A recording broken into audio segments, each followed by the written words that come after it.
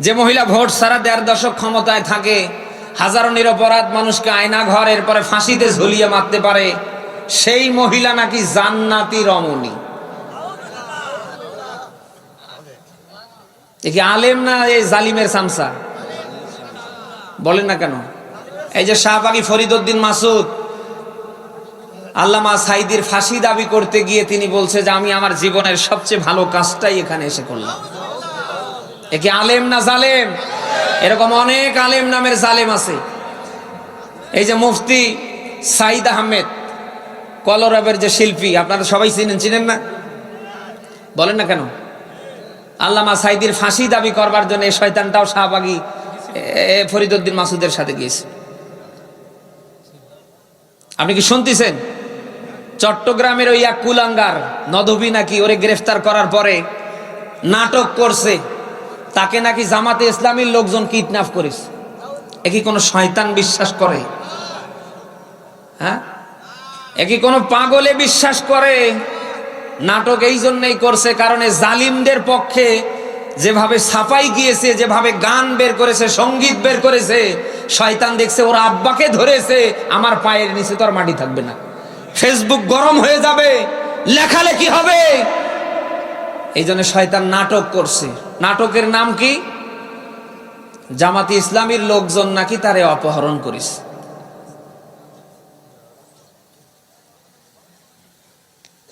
আলেম যারা আছেন, আলেম হওয়ার মতো হন, জালিমের সামসা হইয়েন না।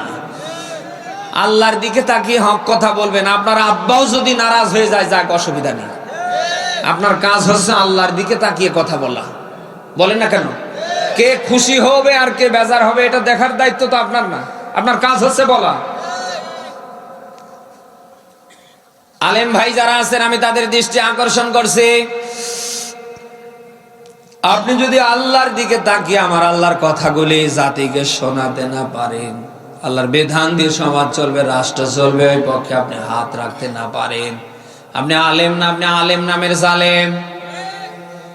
কিয়ামতের কঠিন মুসিবতের দিন যখন আল্লাহ কায়েম করে ফেলবে, 3 শ্রেণীর মানুষ দিয়ে আল্লাহ জাহান্নাম উদ্বোধন করবে, তার প্রথম শ্রেণীতে আল্লাহ আপনারে ফালিয়ে দেবে। আমি আপনার একজন দিনী ভাই, আপনাকে কটাক্ষ করবার অভ্যাস আমার নেই, আপনাকে ছোট করার জন্য আমি এখানে আসিনি। আমি কোরআন হাদিসের চশমা লাগিয়ে দেখতে পাচ্ছি আপনি যে পথে হাঁটছেন আল্লাহ জাহান্নামে দেবে কি করে, আপনি তো গিয়েই বসে আছেন। আপনি আমার একজন দিনী ভাই, আপনাকে আমি সেভ করতে চাই, বাঁচাতে চাই। আমি জানি আমার কথাগুলি আপনারে খারাপ লাগছে, আর পরেও আমি বলছি। কেন বলছি জানেন? কারণ পৃথিবীর যত হক কথা সব তিতা, পৃথিবীতে যত অ্যান্টিবায়োটিক ওষুধ আছে সব তিতা। বাচ্চার জ্বর হলে নিয়ে যাবেন, প্যারাসিটামল দেবে, সাথে একটা অ্যান্টিবায়োটিক দেবে। পাতলা পায়খানা যদি হয় নিয়ে যাবেন, দেখবেন হয়তো অ্যামোডিস দেবে, মেট্রোনিডাজল দেবে, সাথে আর একটা দেখবেন যে অ্যান্টিবায়োটিক দেবে। বাচ্চায় যে প্যারাসিটামল সিরাপ খাবে, মেট্রোনিডা খাবে, অ্যামোডিস খাবে, কিন্তু পাউডারের মতো সেটা পানি গরম করে ঠান্ডা করে মিক্সার করতে হয়, বাচ্চার মুখে দেবেন, বাচ্চা সহজে খেতে চায় না। আপনি বাবা মা যদি মনে করেন যে না এটা খাওয়ানোর দরকার নেই, সন্তান কি বাঁচবে না মরবে? বলেন না কেন? দুনিয়ার কোন মা বাবা কি এটা চায় যে তার সন্তান তাদের চোখের সামনে মারা যাক? প্রয়োজনে বাবা মা কেউ হাত ধরবে, কেউ পা ধরবে, এমনকি এরকম মুখ চিপে ধরে হলেও ঔষধ খাওয়াবে। আমি আপনার একজন দিনী ভাই, আলেম হিসাবে আপনার যা করার দরকার তা আপনার হচ্ছে না। আপনি যা করছেন, কিয়ামতে আল্লাহ আপনাকে দিয়ে জাহান্নাম উদ্বোধন করবে কি করে, আপনি গিয়েই বসে আছেন। কারণ সপ্তাহ চলে যায়, মাস চলে যায়, আপনার মুখ থেকে একটা হক কথা আসে না। সমস্ত আম্বিয়া আলাইহিস সালামের জীবনী তাকান, তারা আল্লাহর কথা বলতে গিয়ে লাঞ্ছিত, অপমানিত হয়েছে, মার খেয়েছে, দেশ ছাড়া হয়েছে। বলেন না কেন? আপনি কিসের নায়েবে নবীর, কিসের নায়েবে রাসূল দাবি করেন? কিসের আম্বিয়া আলাইহিস সালামদের আপনি ওয়ারিস দাবি করেন? সমস্ত নবী রাসূলেরা আল্লাহর কথা জাতির সামনে তুলতে গিয়ে নির্যাতিত হয়েছেন, কারাবরণ করেছেন, তারা দেশ ছাড়া হয়েছেন। আর আপনি 30 বছর 40 বছর ধরে কি বলেন? মানুষ আপনার বিরুদ্ধে কাউন্টার দেয়া দূরের কথা, আরো ফুলের তরা নিয়ে থাকে। তাহলে বোঝা গেল আপনার কথা রসুলের কথা। বলেন বলেন বলেন বলেন। এই যে চাচা, এই চাচা নাকি? ও চাচা, চাচারে কি ধরলো নাকি?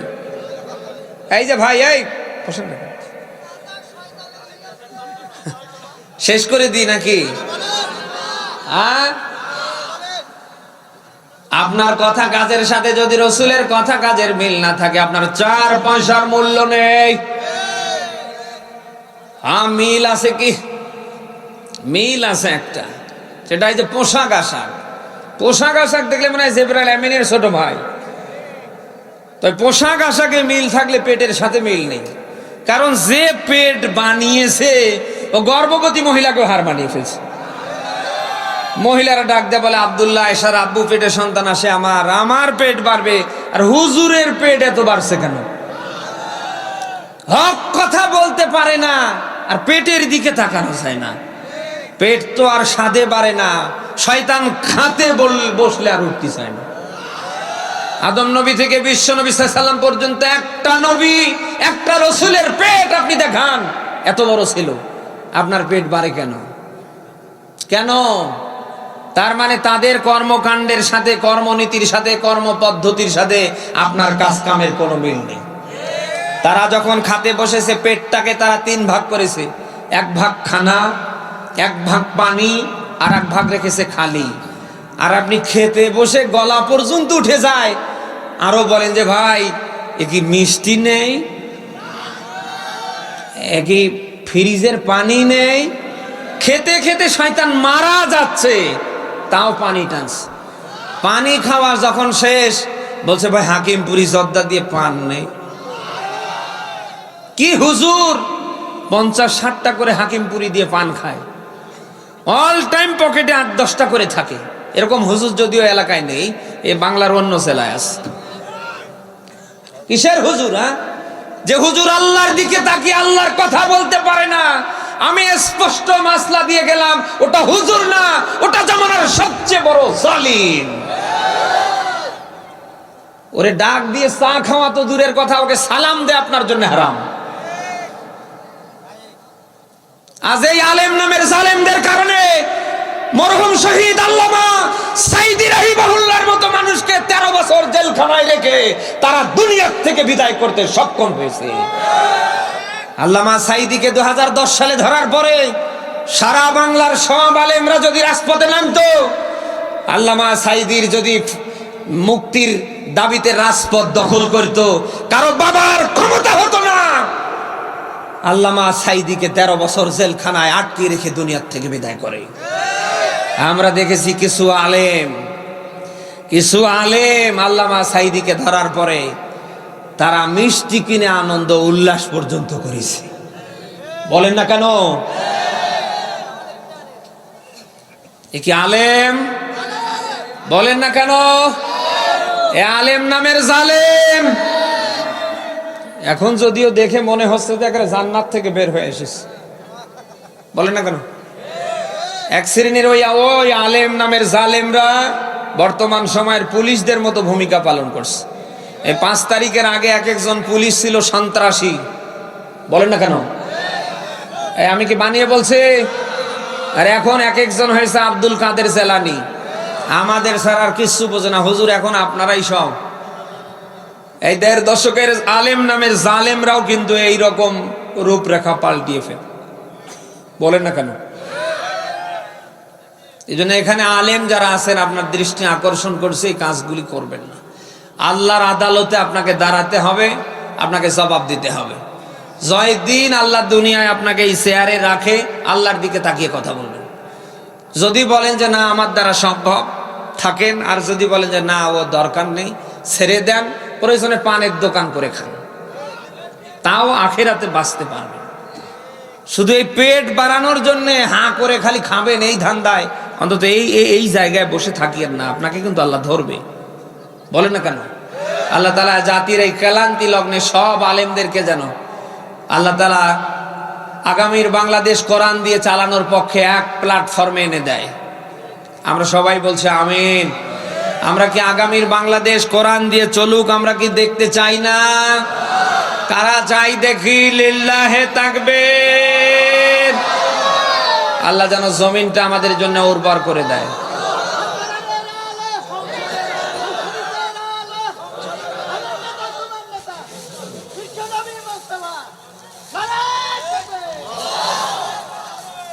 আল্লাহ যেন সকল ষড়যন্ত্র থেকে আগামীর বাংলাদেশ যারা কোরআন দিয়ে চালাতে চায় আল্লাহ যেন তাদেরকে হেফাজত করে। সবাই বলে আমিন। দরুদ ও সালাম মানবতার মহান নবী মুহাম্মদ রাসূলুল্লাহর উপর পড়েন সাল্লাল্লাহু আলাইহি ওয়াসাল্লাম। আমি আপনাদের সামনে সূরা মুদ্দাসসিরের 38, 39 দুইটা আয়াত পড়েছি। থাকবেন তো? একটু সবাই জবান খুলে বলেন আউযু বিল্লাহি মিনাশ শাইতানির রাজিম বিসমিল্লাহির রহমানির রহিম কুল্লু নাফসিন বিমা কাসাবাত রহিনা ইল্লা আসহাবাল ইয়ামিন।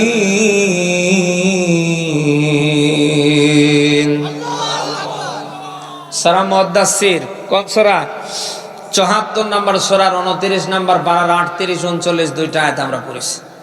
কি আছে এখান থেকে স্বল্প সময় কিছু কথা শুনে আমরা আখেরি মোনাজাত দিয়ে বাসায় যাব ইনশাআল্লাহ। আল্লাহ পাক বলেন কুল্লু নাফসিম বিমা কাসাবাত রহিনা। আল্লাহ তাআলা বলেন কিয়ামতের ময়দান যেদিন কায়েম হবে প্রত্যেকটা মানুষ রহায়ানুন, রহিন, রহিন মানে আটকা পড়া, রহিন মানে ধরা খাওয়া, রহিন মানে জেলখানা তথা জাহান্নামে যাওয়া। আল্লাহ বলেন কিয়ামতে প্রত্যেকটা মানুষ ধরা খাবে, আটকা পড়বে, জাহান্নামে যাবে তার কর্মের কারণে। কিসের কারণে? বেরোজবাসী আপনাকে আমি আবারও বলছি আপনার কর্ম যেমন হবে কিয়ামতে আল্লাহ আপনাকে তেমন প্রতিফল দেবে। আপনি যেমন কর্ম করবেন আপনাকে আল্লাহ তেমন দেবে। আপনি দুনিয়ায় যদি আল্লাহর বিধান কায়েমের পক্ষে থাকতে পারেন, আল্লাহর কোরআন দিয়ে আপনি চলতে পারেন, অন্যরা চলবে ওই পক্ষে হাত রাখতে পারেন, কিয়ামতের কঠিন মুসিবতের দিন আল্লাহ ওই রকম ফলাফল আর আপনাকে দেবে। আর আপনি যদি শয়তানের আইন প্রতিষ্ঠার পক্ষে বাতিলকে খুশি করার জন্য আপনি কাজ করেন, আপনাকে কিন্তু আল্লাহ ওরকমই প্রতিফল দেবে। আল্লাহ কি জুলুম করে? বলেন বলেন। নারী হোক আর পুরুষ হোক যারা এই দুনিয়ায় ভালো কাজ করবে মহান আল্লাহ তাদেরকেই ভালো ফলাফল দেবে। আর আল্লাহর ভালো ফলাফলের জায়গার নাম হচ্ছে জান্নাত। নাম কি বলেন? গোটা কোরআন শরীফ আপনি দেখবেন জান্নাত শব্দ কোরআনে যত জায়গায় আছে এই জান্নাত শব্দের আগে একটা জিনিস খুব আল্লাহ উজ্জ্বল করে দিয়েছে। আল্লাহ তাআলা তামাম পৃথিবীর মানুষদেরকে বোঝাতে চায় ঈমান নিয়ে যদি পৃথিবীতে কেউ ভালো কাজ করে, নেক কাজ করে, মহান আল্লাহ বলছেন আমি তাদেরকে জান্নাতে প্রবেশ করাবো। আল্লাহর কোরআন দিয়ে নিজে চলতে পারা, আগামীর বাংলার 18 কোটি মানুষ চলতে পারে, এই কাজটা ভালো কাজ না মন্দ? আরো জোরে। আল্লাহর আইন দিয়ে আগামীতে দেশ চলুক, দেশে চুরি ডাকাতি ছিনতাই রাহাজানি খুন খারাপি বন্ধ হোক, এটা ভালো না মন্দ? বলেন। আপনি যদি দুনিয়ায় জান্নাতে যেতে চান, আপনাকে আমি বলছি যদি আপনার ঈমান থাকে আপনার প্রথম নাম্বার কাজ হবে ভালো কাজ করা। কি করা? সবাই বলেন। আপনি যদি ভালো কাজ করতে পারেন কিয়ামতের ময়দান যেদিন কায়েম হবে ওই দিন মহান আল্লাহ আপনার আমলনামা ভারী করে দেবে। আর ওই দিন যাদের আমলনামা ভারী হবে তাদের ঠিকানা হবে কোথায়? সবার আমলনামা কিন্তু ভারী হবে না। দুনিয়ায় যাদের ভালো কাজের পরিমাণ বেড়ে যাবে আল্লাহ কিয়ামতে কেবল তাদেরই আমল নামাটা ভারী করে দেবে। এখানে আমরা যারা আছি, আমরা কি কেউ শতভাগ বলতে পারি যে কিয়ামতে আমাদের আমল নামা ডান হাতে আসতে পারে? বলেন না কেন? আমরা এতটুকু আশা করতে পারি যদি আল্লাহ দয়া করে দান করে, কারণ আমরা যতটুকু ভালো কাজ করছি আল্লাহর দয়া বাদ দিয়ে সম্ভব না। বলেন না কেন? যা করার কথা আমরা কিন্তু এখনো হুবহু তা করছি না। আল্লাহ আদেশ দিয়েছে এটা কর, এখনো কিন্তু আমরা করছি না। আল্লাহ নিষেধাজ্ঞা দিয়েছে বান্দা এটা করো না, বরং ওটা 180 মাইল বেগে আমরা করছি। বলেন না কেন? আল্লাহ আপনাকে আমাকে আদেশ দিচ্ছেন, ইয়া আইয়ুহান নাসু উবুদু রাব্বাকুমুল্লাযী খালাকাকুম ওয়াল্লাযীনা মিন ক্বাবলিকুম লাআল্লাকুম তাত্তাকুন। বলেন আল্লাহু আকবার। সূরা বাকারার 21 নম্বর আয়াত এটা। ইয়া আইয়ুহান নাস, সব মানুষদের আল্লাহ এখানে ডাক দিলেন। ডাক দিয়ে আল্লাহ বসে নেই, অবুদু, তোমরা আমার ইবাদত করো, আমার দাসত্ব করো, আমার গোলামি করো, আমার বিধান মানো, আমার আইন মানো, মানাও। কে বলছে? বলেন। আল্লাহ নিজেই বলছেন, রব্বাকুমুল্লাযী খালাকাকুম, আমি তোমাদের রব, তোমাদের ওই জন্যই সৃষ্টি করেছি। আমাদেরকে আল্লাহ সৃষ্টি করেছে শুধু তার আইন মানার জন্য, বিধান মানার জন্য, তার গোলামি করার জন্য। বলেন না কেন? আমরা কি বুকে হাত দিয়ে বলতে পারি আমরা শতভাগ আল্লাহর গোলামি করছি, শতভাগ আল্লাহর আইন আমরা মানতে পেরেছি? এখন যদি আমরা মানতে না পারি তাহলে আমাদের অবস্থাটা কি হবে বলেন? অথচ ১৫০০ বছর পূর্বে আল্লাহ তাআলা নিষেধাজ্ঞা দিয়েছে, যতক্ষণ তুমি আমার শতভাগ আইন না মেনে নেবে, যতক্ষণ পর্যন্ত বান্দা তুমি আমার সামনে সারেন্ডার না হবে, ততক্ষণ পর্যন্ত তুমি মরবে না। একথা কি আমি বললাম না? কোরআনে আছে। বলে আপনি সূরা আলে ইমরানের ৩ নম্বর সূরার ৪ নম্বর বানা ২ নম্বর পৃষ্ঠার ১০২ নম্বর আয়াতের শেষ অংশে পাবেন, ওয়ালা তামুতুন্না ইল্লা ওয়া আনতুম মুসলিমুন। বলেন আল্লাহু আকবার। আয়াতের দিকে খেয়াল করেন। আল্লাহ বলেন তোমরা মরবে না, মরিও না মুসলিম না হয়ে। কে বলছেন?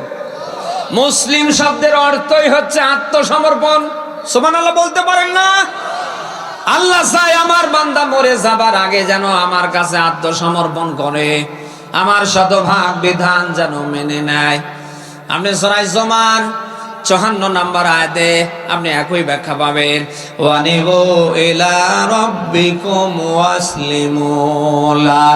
আল্লাহ নিজেই ডাকছে, বান্দা তোমরা আমার দিকে ফিরে আসো, ওয়াসলিমু লা, তোমরা আমার কাছে সারেন্ডার করো, আমার শতভাগ বিধান মেনে নাও। কে বলছে? আরো জোরে বলেন। মরার আগে, মরে যাবার আগে যদি আপনি শতভাগ নিজেকে আল্লাহর কাছে সুপর্দ করতে না পারেন, আল্লাহর বিধান শতভাগ নিজে মানবেন, মানানোর পক্ষে যদি আপনি হাত রাখতে না পারেন, মরে যাবেন কিন্তু আপনি মুসলিম না, ঈমান পাবেন না, বেঈমান হয়ে। আর দুনিয়ায় যারা মরার সময় ঈমান পাবে না, যারা মুসলিম হয়ে মরতে পারবে না, ১৫০০ বছর পূর্বে আল্লাহ তাদের জন্য ব্যাখ্যা দিয়েছেন, ইন্নাল্লাযীনা কাফারু ওয়া মাতু ওয়া হুম কুফার উলাইকা আলাইহিমু লানাতুল্লাহি ওয়াল মালাইকা ওয়ান নাসি আজমাইন। বলেন আল্লাহু আকবার। এটা সূরা বাকারার ১৬১ নম্বর আয়াত বলছি। আয়াতটার দিকে খেয়াল করেন। আল্লাহ তাআলা বলেন, নিশ্চয় যারা কুফরি করে এবং এই অবস্থায় যারা মরে যায়, ওদের উপরে আমি আল্লাহর লানত, আমার ফেরেশতাদের লানত, ওয়ান নাস আজমাইন, তামাম পৃথিবীর মানুষের লানত। এই আপনি কি কথা শুনতেছেন? আল্লাহর স্পষ্ট বার্তা হচ্ছে আপনি যেন মরার আগে, মরে যাবার আগে আপনি শতভাগ আল্লাহর বিধানের কাছে, আল্লাহর আইনের কাছে, আল্লাহর কাছে আপনি যেন নিজেকে সুপর্দ করতে পারেন। এখন আপনি যদি না করে মারা যান, আপনি কুফরি করলেন, আর এই অবস্থায় মারা গেলে লানত কার? বলেন। আল্লাহ বলেন আমার লানত, আমার ফেরেশতাদের লানত, ওয়ান নাস আজমাইন, তামাম পৃথিবীর মানুষের লানত। আমি আপনাদের মাঝে জানতে চাই, এই অবস্থায় যদি আপনি মরে যান, আপনি লানত প্রাপ্ত কার? বলেন। আপনার ইন্তেকালের পরে যত বড় হুজুর এসে জানাজা দেখ, এটা আল্লাহ নেয়? স্বয়ং কাবার ইমাম এসেও যদি জানাজা দেয়, এটা আল্লাহ নেবে না? এই জন্য আপনার আমার প্রত্যেকের কাজ হবে কালকে থেকে শতভাগ আল্লাহর আইন, আল্লাহর বিধান যেন আমরা মানতে পারি। এই জন্য আমাদের বানিয়েছে কে? বিনিময়ে তামাম পৃথিবীতে যা দেখছেন সব আল্লাহ আপনার আমার জন্য অধীন করে দিয়েছে। এই যে বিশাল আসমান, একটা খুঁটি নেই, পিলার নেই, মাথার উপরে আল্লাহ ঝুলিয়ে রেখেছে। বিশাল জমিন আল্লাহ বিছানা বানার মতো বানিয়ে দিয়েছে। এই আসমান জমিন যেন তার ভারসাম্য হারাতে না পারে, এই জন্য আল্লাহ তাআলা জমিনের উপরে বড় বড় পাহাড় দাঁড় করে রেখেছে। রাখেনি? এক কথায় আপনি যত কিছু দুনিয়ায় দেখছেন সব আল্লাহ বানিয়েছে মানুষের জন্য। আর মানুষকে একমাত্র কেবলমাত্র আল্লাহ বানিয়েছে তার বিধান শতভাগ মানবে এবং মানানোর পক্ষে কাজ করবে। ওই জন্য আপনি নিজে যদি মেনে মারা যান, কিয়ামতে ধরা খাবেন। আপনি নিজেও মানবেন, অন্যরা কি করে মানবে এই পক্ষে কাজ করবেন। একা একা বাঁচার নাম ইসলাম না। আজ তো কি হয়, হোক গা লা ইলাহা ইল্লাল্লাহ, এ স্লোগান চলছে না? সামনে কত কিছু হয়ে যাচ্ছে, কোনো অসুবিধা নেই। আমাদের স্লোগান একটা, কি হয়, হোক গা লা ইলাহা। বলেন না কেন? আপনি একা একা সেভ হবেন, একা একা বাঁচবেন, এর নাম কিন্তু ইসলাম না। আপনি নিজে বাঁচবেন, অন্যকে বাঁচাবেন, এর নাম।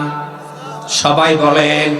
১৫০০ বছর পূর্বে মেসেজটা আল্লাহ সূরা তাহরিমের ৬ নম্বর আয়াতে দিয়েছেন। আল্লাহ নিজেই তামাম পৃথিবীর ইমানদারদেরকে এই জায়গায় এক করে ফেলছেন। ইয়া আইয়ুহাল্লাযীনা আমানু, আল্লাহ নিজেই ডাকছেন, হে ইমানদারগণ, বিশ্বাসীরা, তোমরা নিজেরা জাহান্নাম থেকে বাঁচো, ওয়াহলিকুম নার, তোমাদের আহালদেরকে জাহান্নাম থেকে বাঁচাও। কে বলছে? বলেন বলেন। এই আয়াত থেকে সব আলেমরা ব্যাখ্যা দিয়েছে, একা একা বাঁচার নাম ইসলাম না। আপনি নিজেও বাঁচবেন, আপনার আহাল, আপনার পরিবার। এক কথায় বাংলাদেশে যত মুসলিম সব আহাল। সব কি? আরো জোরে বলেন। আপনি নিজে বাঁচবেন, অন্যরা কি করে বাঁচে ওই পক্ষে কাজ করবেন। আজ আমরা দেখতে পাই অন্যরা বাঁচবে কি করে, নিজের বাঁচার নামে নেই। এখানে কত মানুষ বসে আছে, আপনি মিলান ইসলামের ফরজ বিধান ১০০-র ভেতরে, ওর ভেতরে ১০টাও নেই। বলেন না কেন? আল্লাহ আদেশ দিয়েছে, আকিমুস সালাহ, নামাজ প্রতিষ্ঠা করো, ওয়াতুজ যাকাত, যাকাত দাও। এই জায়গায় কত মানুষ বসে আছে, আপনি মিলান এশারের নামাজটা পর্যন্ত পড়ে আসেনি। অনেকে জুমা পর্যন্ত পড়ে না। নামাজের কথা বললে আরো রাগ করে, নামাজ না পড়লে কি হবে, ঈমান পাকা আছে। আমি বানিয়ে বলছি না। এই যে চাচা, কি আমি কি শেষ করে দেব নাকি ভাই?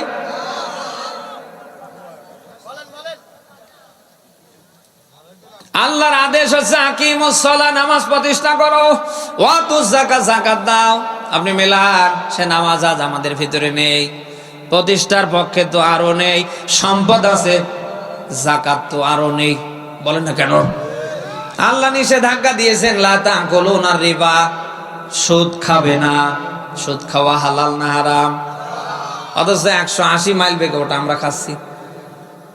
মাথায় টুপি, মুখে দাঁড়িয়ে, পোশাক আশাক দেখলে মনে হয় জান্নাত থেকে পালিয়ে এসেছে। আপনি মিলান লোকটা সুদ খাওয়ার জম। এখন তো মসজিদে জমার নামাজের সামনের কাতারে যারা বসে থাকে, হাতে গোনা কয়েকটা বাদ দিয়ে অধিকাংশ গুলো সুদখোর, অধিকাংশ গুলো অবৈধ সম্পদের মালিক। মসজিদ কমিটির নাম নাই, আমি নাই নিলাম। সারা বাংলাদেশে ৪.৫ লক্ষ থেকে ৫ লক্ষ মসজিদ আছে। আপনি বললেন হাতে গোনা হয়তো কয়েকটা মসজিদ বাদ পড়তে পারে। এছাড়া যত মসজিদ এই দেশে আছে, অধিকাংশ কমিটিতে দেখবেন সুদখোর, দুর্নীতিবাজ। আলিফ লাম র, কিতাবুন আনজালনাহু ইলাইকা লিতুখরিজান নাস মিনাজ যুলুমাতি ইলান নূর। আল্লাহ বলেন, হ্যাঁ নবী, যে কিতাব আমি আপনার উপরে নাজিল করেছি, আপনার কাজ হচ্ছে অন্ধকার থেকে মানুষকে আপনি আলোর দিকে নিয়ে আসবেন, ভালোর দিকে নিয়ে আসবেন, মানুষদেরকে আপনি জান্নাতের দিকে নিয়ে আসবেন। কোরআন আল্লাহ তাআলা দুনিয়ায় দিয়েছেন মানুষ যেন দুনিয়ার সকল আঁকাবাঁকা পথকে লাথি মেরে সহজ সরল সোজা একটা পথ, ওই পথের নাম হচ্ছে কোরআনের পথ। পথের নাম কি? সবাই বলেন। কোরআন এসেছে মানুষকে ওই পথে উঠাতে। আপনি যার ব্যাখ্যা সূরা আনাম 6 নম্বর সূরার 8 নম্বর পারার 8 নম্বর পৃষ্ঠার 153 নম্বর আয়াতের প্রথম অংশ পাবেন। ওয়ান হাদা সিরাতি মুস্তাকিমা। আল্লাহ বলেন, একটা মাত্র পথ সঠিক সোজা, ওই পথটাই হচ্ছে কোরআনের পথ। কিসের পথ? বলেন। ওই পথটা হচ্ছে আল্লাহর পথ, রসুলের পথ, আম্বিয়া আলাইহিস সালামদের পথ। এই পথটাই হচ্ছে কেবলমাত্র জান্নাতের পথ। আর কোরআন আল্লাহ এই জন্যই পৃথিবীতে মানুষদের দিয়েছে, মানুষ যেন দুনিয়ার সব আঁকা বাঁকা পথ থেকে অন্তত জান্নাতের যে সোজা পথ, এই আল কোরআনের পথে, আল্লাহর পথে উঠতে পারে। কথা কি আপনি শুনতেছেন?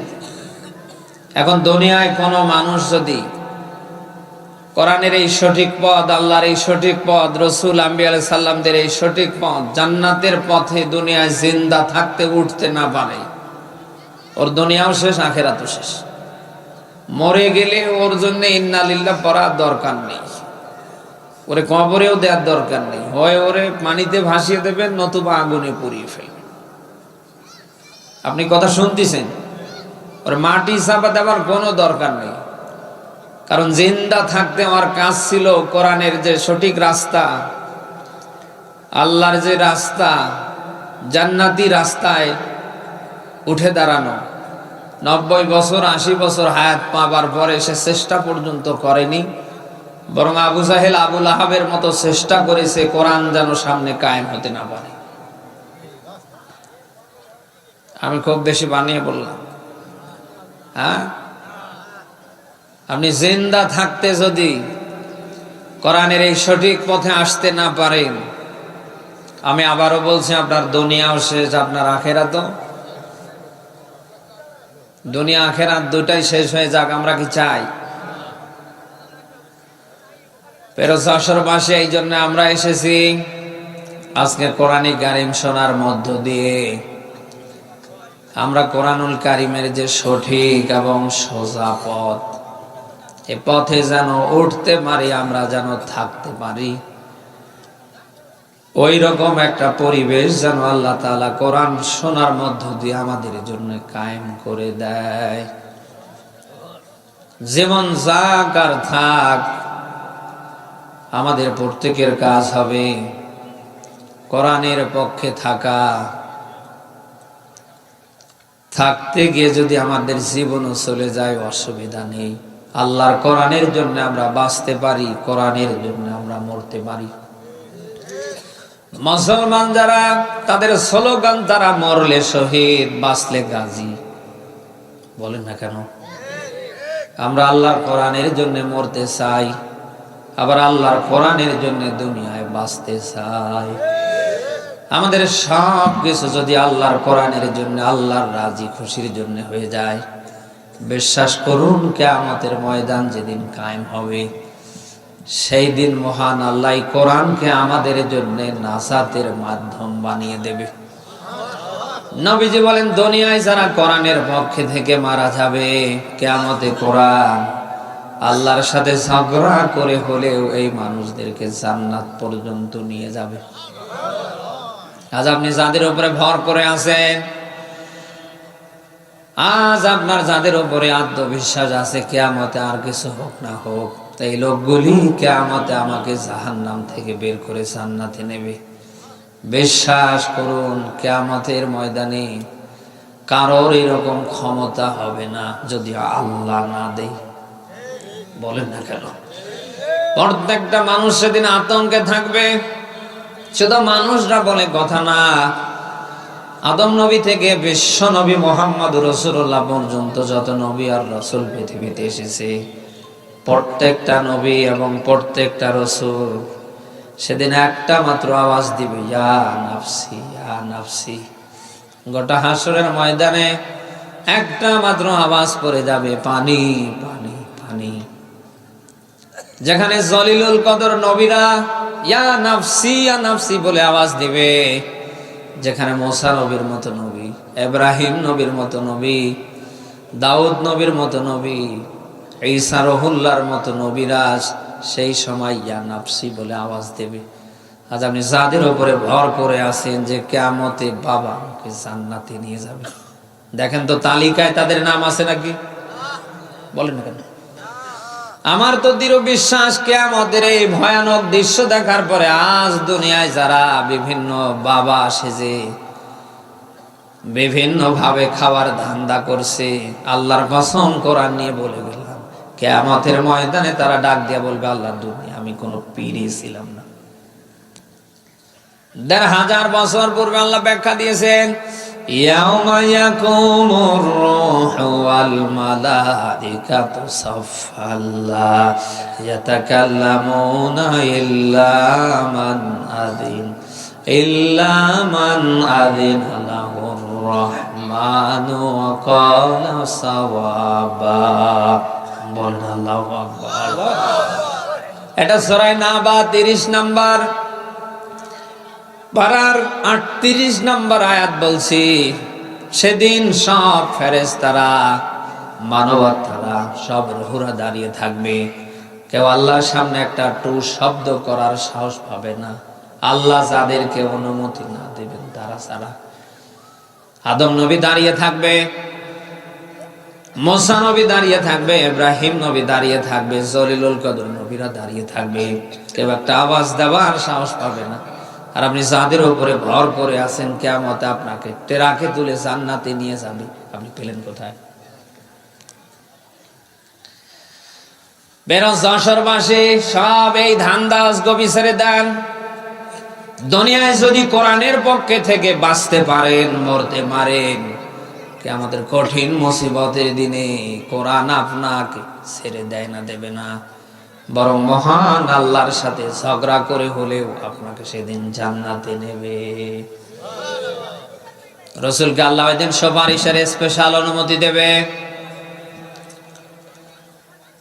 নবীজি সুপারিশ শুরু করে ফেলবে, মুহূর্তের ভেতরে নবীজি কাউকে সুপারিশ করবেন, কাউকে করবেন না। হঠাৎ করে মহান আল্লাহ ডাক দিয়া বলবেন, হে রাসূল, আমি আপনাকে বললাম কি আর আপনি করছেন কি? আপনার কাজ ছিল আপনার উম্মত যারা তাদেরকে সুপারিশ করে আপনি জান্নাতে নেবেন, কিন্তু দেখছি যে আপনি আত্মীয়করণ দলীয়করণ করে ফেলছেন। আপনি কাউকে সুপারিশ করছেন, কাউকে করছেন না, কারণটা কি? নবীজি কি বলবেন? ১,৫০০ বছর পূর্বে তামাম পৃথিবীর মানুষের জন্য আল্লাহ কোড করে দিয়েছেন। আপনি সূরা ফুরকান ২৫ নাম্বার সূরার ১৯ নাম্বার পারার প্রথম নাম্বার পৃষ্ঠার ৩০ নাম্বার আয়াতে ব্যাখ্যা পাবেন। নবীজি নিজেই বলবেন, কথা কি শুনতেছেন আপনারা? অকাল আর রসুল বলবেন, ইয়া রাব, হে আমার প্রতিপালক, ইন্না কওমি তাখাযু হাদাল কুরআন মাহসুরা। আল্লাহ জাতি গোষ্ঠী এগুলি তোমার বান্দা, আমার উম্মত, তুমিও জানো আমিও জানি, কিন্তু এরা দুনিয়ায় ছিল কোরআন ত্যাগকারী। এদের ব্যক্তিতে, এদের পরিবারে, এদের সমাজে, এদের রাষ্ট্রে, এদের কোন জায়গায় তোমার এই আসমানি কিতাব কোরআনে কারিম ছিল না। ওদের কাজ ছিল তোমার আসমানি কিতাব কোরআনের পক্ষে থাকা। ওরা তো থাকেনি, আরো সর্বাত্মক প্রচেষ্টা চালিয়েছে তোমার এই কোরআনের আইনগুলি কি করে কাটছাট করা যায়। আপনি যতই নামাজ পড়েন, আপনি যতই রোজা রাখেন, আপনি যত হজ উমরা করেন, আপনি যত বড় টুপি মাথায় দেন, যত পাগড়ি পরেন, আপনি যত বড় দাড়ি মারান, যত বড়ই সুন্নতি পোশাক পরে থাকেন, আপনি যতই তাহাজ্জুদ গুজারি ইশরাক আওয়াবিন পড়া হন, আপনি যদি কোরআনের পক্ষে থাকতে না পারেন, সব আপনার দুনিয়ায় শেষ। বেরোজ যশোরবাসী আমরা কি এখানে নিয়ত করতে পারি না? আজরাইল আসার আগ পর্যন্ত জীবন যাকার থাক, কোরআন আছে যেখানে, আমরা আছি সেখানে। কারা পারি দেখে লিল্লাহে তাকবীর।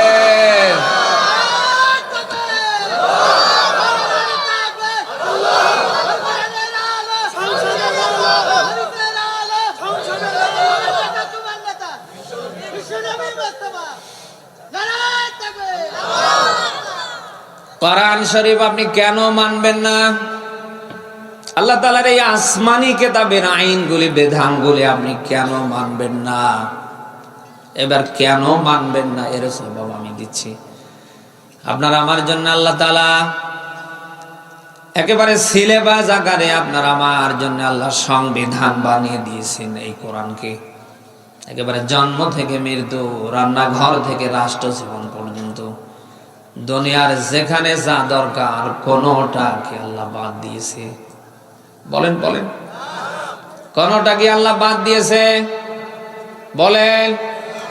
জন্ম থেকে মৃত্যু, রান্নাঘর থেকে রাষ্ট্র জীবন পর্যন্ত দুনিয়ার যেখানে যা দরকার কোনটাই আল্লাহ বাদ দেয়নি। এখন সব যদি আল্লাহর কোরআনে থাকে, আপনি কোরআন ছেড়ে দিয়ে কার কি মানছেন আমার বলেন তো? দুনিয়ায় কোনো মানুষ যদি ভালো হতে চায়, সে যদি আল্লাহর কোরআনের কাছে আসে, কোরআনের নিয়ম নীতি যদি মানার চেষ্টা করে, আল্লাহর আসমানের নিচে জমিনের উপরে সে শ্রেষ্ঠ মানুষে পরিণত হয়ে যাবে। এদেশ থেকে যদি আমরা অন্যায় বন্ধ করতে চাই, এদেশে শতভাগ যদি আমরা শান্তি প্রতিষ্ঠা করতে চাই, আগামীর বাংলায় কোরআনের রাজ কায়েমের বিকল্প নেই। কারণ দেশ স্বাধীনের 53 বছর পেরিয়ে যাচ্ছে প্রায়। অনেকে অনেক ভাবে দেশে শান্তি দেওয়ার চেষ্টা করেছে, অনেকে অনেক ভাবে অন্যায় বন্ধ করবার চেষ্টা করেছে। আপনি বলেন কেউ কি শতভাগ এটা করতে পেরেছে? আগামীতে পারবে? কিয়ামত এভাবে এসে যাবে, মানুষের তৈরি করা আইন দিয়ে কেউ করতে পারে না, পারবে না। এটা তখনই শতভাগ সম্ভব হবে যখন এই আল্লাহর কোরআন দিয়ে এই দেশ চলবে। আমরা অনেকে অনেকের শাসন দেখেছি, আমরা সামনে দেখতে চাই আল্লাহর কোরআন দিয়ে দেশ চললে কেমন দেখা যায়। দেশ স্বাধীনের পর থেকে অনেককে তো অনেক ভাবে ক্ষমতার চেয়ারে আপনি বসিয়েছেন বা বসতে দেখেছেন, কেউ ভোট নিয়ে, আবার কেউ বিনা ভোটে। যেমন এই যে 1.5 দশকে যারা এই চেয়ার গুলিতে বসেছিল, আপনি দেখেন তো এরা কি জনগণের ভোটে না ভোট ছাড়া? বলেন না কেন? পৃথিবীতে বাবা ছাড়া সন্তান আসলে এক কথায় মানুষ তারে বলে জারজ, অবৈধ। 1.5 দশকে যারা মানুষের ভোট ছাড়া ক্ষমতায় ছিল, এরা ওই রকম অবৈধ। ভোটে হোক আর বিনা ভোটে হোক, আমরা দেখেছি এই চেয়ারে অনেকে অনেক ভাবে থাকার চেষ্টা করেছে, অনেক ভাবে দেশের জন্য অনেক কিছু করার চেষ্টা করেছি, কেউ কিন্তু শতভাগ সফল হতে পারেনি। আমরা কি এই মাহফিল থেকে নিয়ত করতে পারি না, আগামীর বাংলাদেশ যারা কোরআন দিয়ে চালাতে চায় এমন মানুষগুলিকে আমরা বাংলার চেয়ারে বসাতে চাই? বিশ্বাস করুন, এই বাংলার যে চেয়ারগুলি আছে, এই চেয়ারগুলিতে যদি আপনি ভালো মানুষ বসাতে পারেন, এই বাংলাদেশ আর বাংলাদেশ থাকবেন, এটা মিনি জান্নাতে পরিণত হয়ে যাবে। আমার এই দেশে কিন্তু কম নেই। কি নেই বলেন? শুধু যদি চুরি চিটারি বাটপারি 2 নাম্বারই বন্ধ হয়ে যায়, আমার এই দেশ আর দেশ থাকবে না, এটা মদিনার পরে একটা মিনি জান্নাত হয়ে যাবে। এজন্যই তো সব হনুমানরা আমাদের দিকে, বল না কেন? হাসিনা পালিয়ে যাবার পরের দিন থেকে আজ ডিসেম্বরের 20 তারিখ পর্যন্ত ভারতের কোনো ঘুম নেই। আমাদের দেশে যদি কিছু নাই থাকে, ভারতের এত মাথা ব্যথা কেন? বলে না কেন? আমাদের এই দেশে যা আছে বহির্বিশ্বের ওই রকম 50টা দেশের ভেতরে আল্লাহ তা দেয়নি। পরিমাণে আয়তনে ছোট হলে এই দেশে যা আছে আপনি মেলান অন্য দেশে তা নেই। এই জন্যই তো সব রাঘব বোয়ালগুলি আমাদেরকে গিলে খাবার জন্য হা করে আছে। শুধু আজ আমরা এগুলি মানুষের মাঝে পৌঁছে দিতে পারছি না, এই চেয়ারে চোর সিটার বাটপাররা বসা থাকার কারণে। আগামীর এই বাংলার চেয়ারগুলিতে যদি আপনি ভালো ভালো মানুষ বসাতে পারেন, আমি বলছি আল্লাহর কোরআন নিয়ে দেশ আর এরকম থাকবে না, মিনি জান্নাতের রূপ ধারণ করে ফেলবে। এই ১.৫ দশকে যারা ক্ষমতায় ছিল, আপনি দেখেন ওয়ার্ড পর্যায়ের একজন নেতা, তারও ৪, ৫, ৭, ১০ কোটি টাকা, যার বাবার ১০ শতক জায়গাও ছিল না, সে এখন পুরো উপজেলার মালিক। আর বাদ বাকি রাঘব বোয়াল যারা আছে, আমি তাদের কথা নাই নিলাম। অতএব এই দেশটাকে যদি আপনি সুন্দর করতে চান, শতভাগ শান্তি যদি মানুষের দ্বারে দ্বারে পৌঁছাতে চান, কোন চোর সিটার বাটপারকে আগামীর বাংলার চেয়ারে বসায় না, এখানে বসাতে হবে আগামীর বাংলায় যারা কোরআন দিয়ে দেশ চালাতে চায়।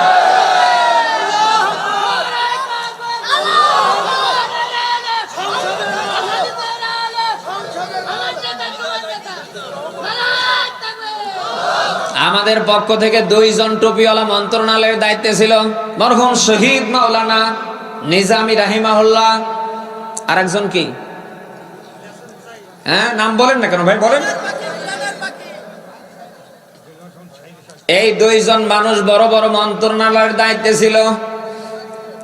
অনেককে অনেক ভাবে সেই সময় যারা ক্ষমতায় ছিল তাদের নামে দুর্নীতির মামলা দিতে পেরেছে। এই ২ জন টুপিওয়ালার নামে একটা টাকার দুর্নীতির মামলা তারা দেখাতে পারেনি। এই ১.৫ দশকের এই জালিমরা তাদেরকে রাজাকারের তালিকায় ফেলতে পেরেছে, কিন্তু ১ টাকার দুর্নীতির মামলায় নাম দিতে পারেনি। এই জন্য আগামীর এই বাংলাদেশে যদি আপনি শতভাগ শান্তি প্রতিষ্ঠা করতে চান, শতভাগ মানুষের অধিকার প্রতিষ্ঠা করতে চান, বৈষম্য দূর করতে চান, আগামীর বাংলায় যারা কোরআন দিয়ে দেশ চালাতে চায়, বাংলার চেয়ারে এদেরকে বসানো ছাড়া বিকল্প কোনো পথ নেই। নামাজ পড়া যেরকম ফরজ, রোজা রাখা যেরকম ফরজ, সম্পদ থাকলে যাকাত দেয়া, হজ করা, বিয়ের সময় স্ত্রীকে মহারানা দেয়া, স্ত্রীকে পর্দায় রাখা যেরকম ফরজ, আগামীর বাংলাদেশ যারা কোরআন দিয়ে চালাতে চায় এমন মানুষদেরকে বাংলার চেয়ারে বসাও আজকে থেকে মুসলমানের ফরজ।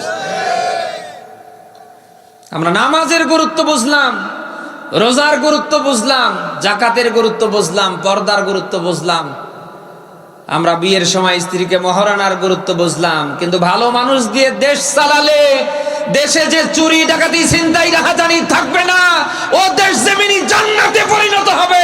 আমরা বোঝার পরে অনেকে না বোঝার ভান করি না। এরকম মানুষ যদিও আপনার এই যশোরের চৌগাছায় নেই, এত সব আসমানে আছে। হ্যাঁ,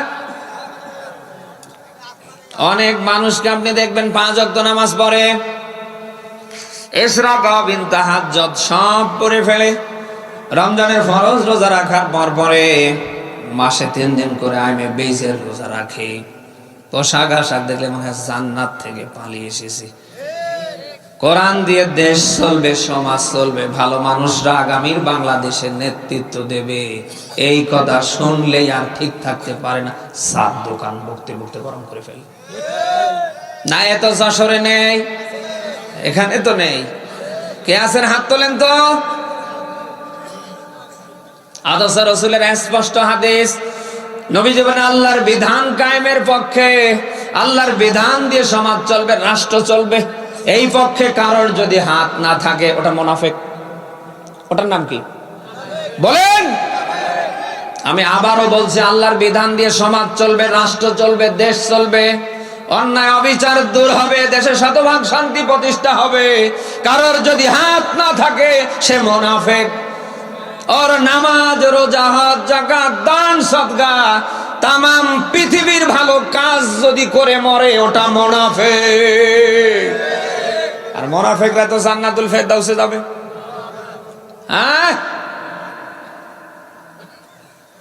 আজকে রসুলের জীবনী পড়লে অনেকে চোখ থেকে পানি ছড়ায়, কান্না করে।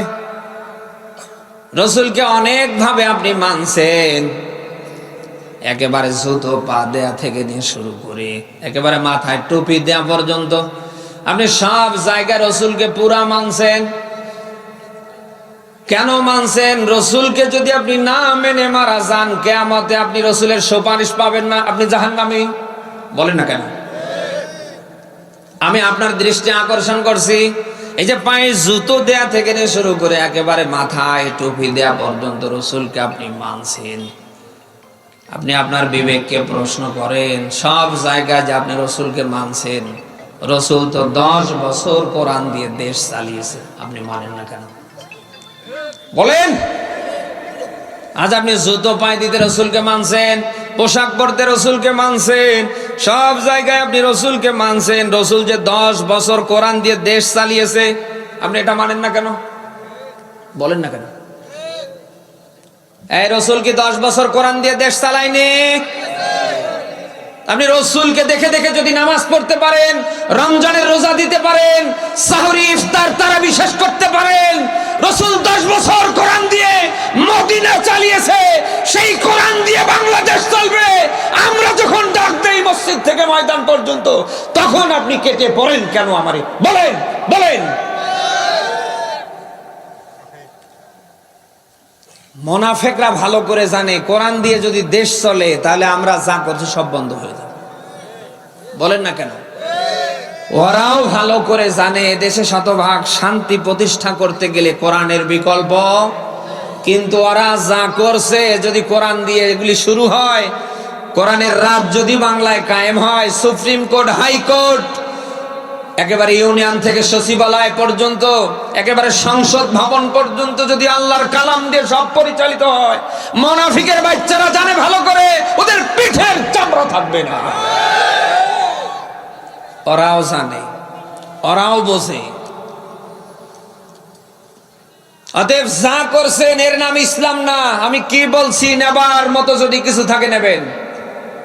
রসুল যদি 10 বছর কোরআন দিয়ে দেশ চালিয়ে থাকে, আমরা যারা রসুলের উম্মত, এই বাংলাদেশ আল্লাহর কোরআন দিয়ে চলবে, এটা আমাদের জন্য নফল না? না না, নফল। তাহলে ফরজ কাজে আপনি নেই, তাহলে আপনি কোন তরিকায় আছেন আমার বলেন, বলেন, বলেন, বলেন। আদর্শ 1000 বছর পূর্বে আল্লাহ ব্যাখ্যা দিয়েছেন। আপনি সূরা হাশরের 7 নম্বর আয়াতে পাবেন, আল্লাহ বলেন, মা আতাকুমুর রাসূলু ফাখুযুহু ওয়া মা নাহাকুম আনহু ফান্তাহু। বলেন আল্লাহু আকবার। আয়াতের দিকে খেয়াল করেন, আল্লাহ বলেন, আমার রাসূল যা নিয়ে এসেছে তা তোমরা গ্রহণ করো, তিনি যেটা ছেড়ে দিয়েছে তা তোমরা ছেড়ে দাও, বর্জন করো। কথা কি আমি বানালাম না কথা কোরআনে আছে? বলে।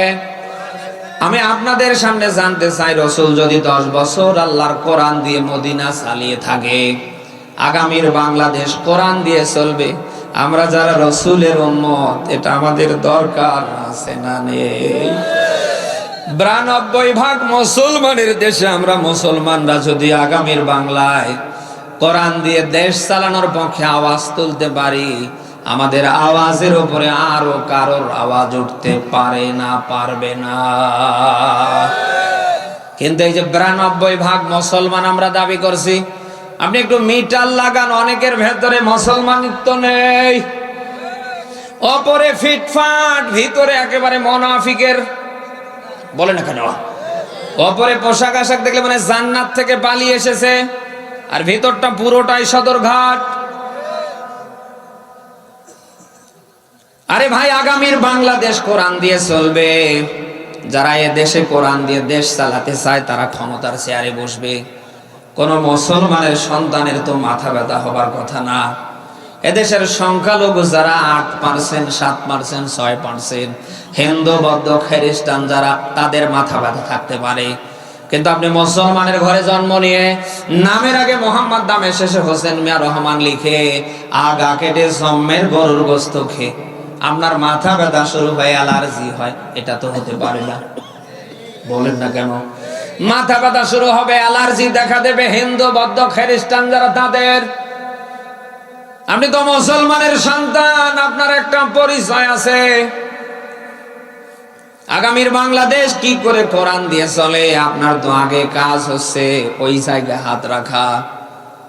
কিন্তু আজ আমরা আপনাকে দেখতে পাই আপনি সব মানতে পারেন, আগামীর বাংলাদেশ কোরআন দিয়ে চলবে আপনি আর মানতে পারেন না। আমার তো বলতে ইচ্ছা করে, আপনার শরীরের যদি রক্ত পরীক্ষা করা হয়, আমার তো মনে হয় না যে আপনার শরীরের ভেতরে মুসলমানের কোনো রক্ত পাওয়া যাবে। বলেন না কেন?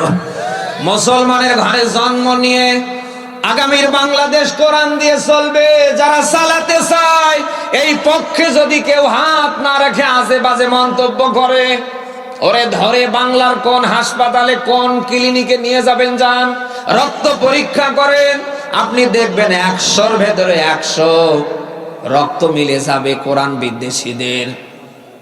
কোন মুসলমানের রক্ত আর ভেতরে নেই, আর জন্ম হয়েছে কোরআন বিদ্বেষীর রক্তে।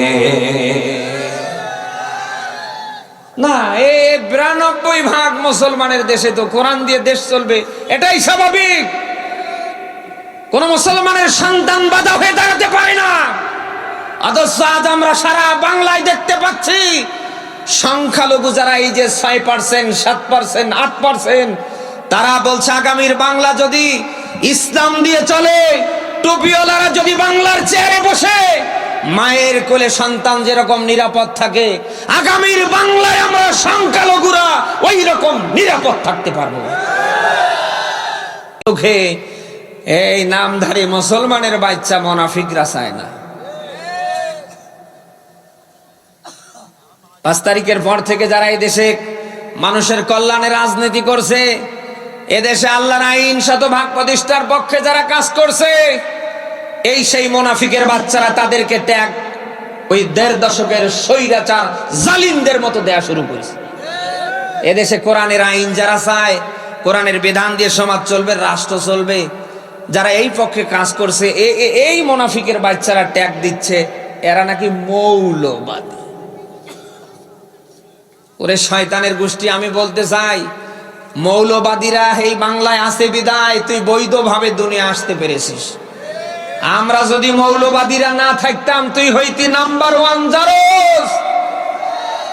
আমাদেরকে ট্যাগ দেয়া হচ্ছে আমরা নাকি স্বাধীনতা বিরোধী, আমরা নাকি পাকিস্তানের দালাল। 1.5 দশকে হাসিনা এবং তার দোসররা এই ট্যাগ দিয়ে বাঁচতে পারেনি। বলেন না কেন? এখন তো এদেশ উন্মুক্ত, হাসিনা মুক্ত, এগুলি আর এখন এই দেশের 18 কোটি মানুষ খায় না।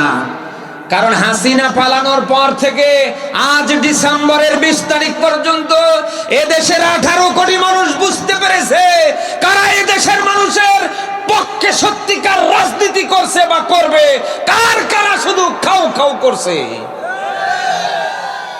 অতএব ট্যাগ দিয়ে কাজ নেই। আমি সারা বাংলাদেশ ঘুরে যে আভাস পাচ্ছি, তাতে করে আগামীর বাংলাদেশ কোরআন দিয়ে চলবে 90% সেটআপ হয়ে গেছে। যেদিকে যাই একই আওয়াজ, আগামীর বাংলাদেশ যেন আল্লাহর কোরআন দিয়ে চলে। বলেন না কেন? 90% আমি দেখতে পাচ্ছি বাংলার জমিনটা কোরআনের রাজ কায়েমের জন্য আল্লাহ উর্বর করে দিয়েছে। মাত্র বাকি আছে 10%। কত পার্সেন্ট বলেন? আমরা যদি এই 10% ফিল আপ করবার জন্য মাঠে নেমে লিল্লাহে তাকবীর আল্লাহু আকবারের স্লোগান দিয়ে আমরা যদি রাজপথে দাঁড়িয়ে আমরা যদি পতাকা হাতে নিতে পারি, অবশ্যই আগামীর বাংলাদেশ হবে আল কোরআনের বাংলাদেশ। এজন্য আলেমদের এখানে সবচেয়ে বেশি ভূমিকা দরকার। বলেন না কেন? আলেম যারা আছেন, আপনার দৃষ্টি আকর্ষণ করছি, এই 1.5 দশকে অনেক নাটক করেছেন। দেশকাল দিনকাল দেশের অবস্থা ভালো না, এখন কি করবেন? এখন তার হাসিনা নেই, এখন তার সেংটু নেতার কথায় পুলিশ চলে আসে না, এখন পুলিশ আরো আপনারে দেখলে প্রোটোকল দেয়।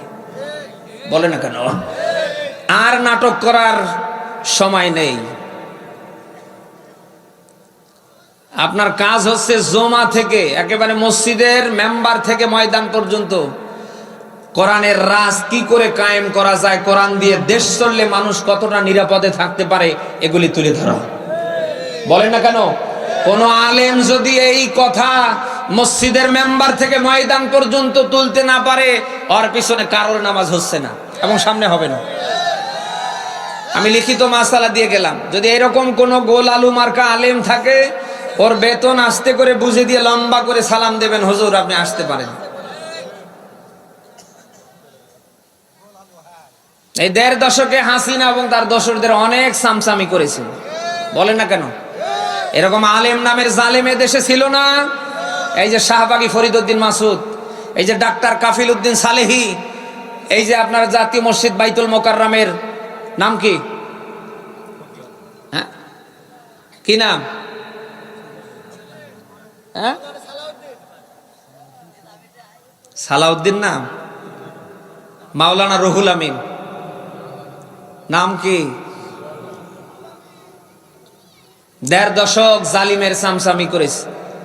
যে মহিলা ভোট ছাড়া ১.৫ দশক ক্ষমতায় থাকে, হাজারো নিরপরাধ মানুষকে আয়না ঘর এরপরে ফাঁসিতে ঝুলিয়ে মারতে পারে, সেই মহিলা নাকি জান্নাতি রমণী। এ কি আলেম না এই জালিমের সামসা? বলেন না কেন? এই যে শাহবাগী ফরিদউদ্দিন মাসুদ, আল্লামা সাইদির ফাঁসি দাবি করতে গিয়ে তিনি বলছে যে আমি আমার জীবনের সবচেয়ে ভালো কাজটাই এখানে এসে করলাম। এ কি আলেম না জালেম? এরকম অনেক আলেম নামের জালেম আছে। এই যে মুফতি সাইদ আহমেদ, কলরবের যে শিল্পী, আপনারা সবাই চিনেন না? বলেন না কেন? আল্লামা সাইদির ফাঁসি দাবি করবার জন্য এই শয়তানটাও শাহবাগী ফরিদউদ্দিন মাসুদের সাথে গিয়েছে। আপনি কি শুনতেছেন? চট্টগ্রামের ওই এক কুলাঙ্গার নদভী নাকি ওরে গ্রেফতার করার পরে নাটক করছে, তাকে নাকি জামাতে ইসলামীর লোকজন কিডন্যাপ করেছে। এ কি কোনো শয়তান বিশ্বাস করে? হ্যাঁ, এ কি কোনো পাগলে বিশ্বাস করে? নাটক এই জন্যই করছে কারণে জালিমদের পক্ষে যেভাবে ছাপাই গিয়েছে, যেভাবে গান বের করেছে, সঙ্গীত বের করেছে, শয়তান দেখছে ওর আব্বাকে ধরেছে, আমার পায়ের নিচে তো আর মাটি থাকবে না, ফেসবুক গরম হয়ে যাবে, লেখালেখি হবে। এই জন্য শয়তান নাটক করছে। নাটকের নাম কি? জামাতি ইসলামীর লোকজন নাকি তারে অপহরণ করেছে।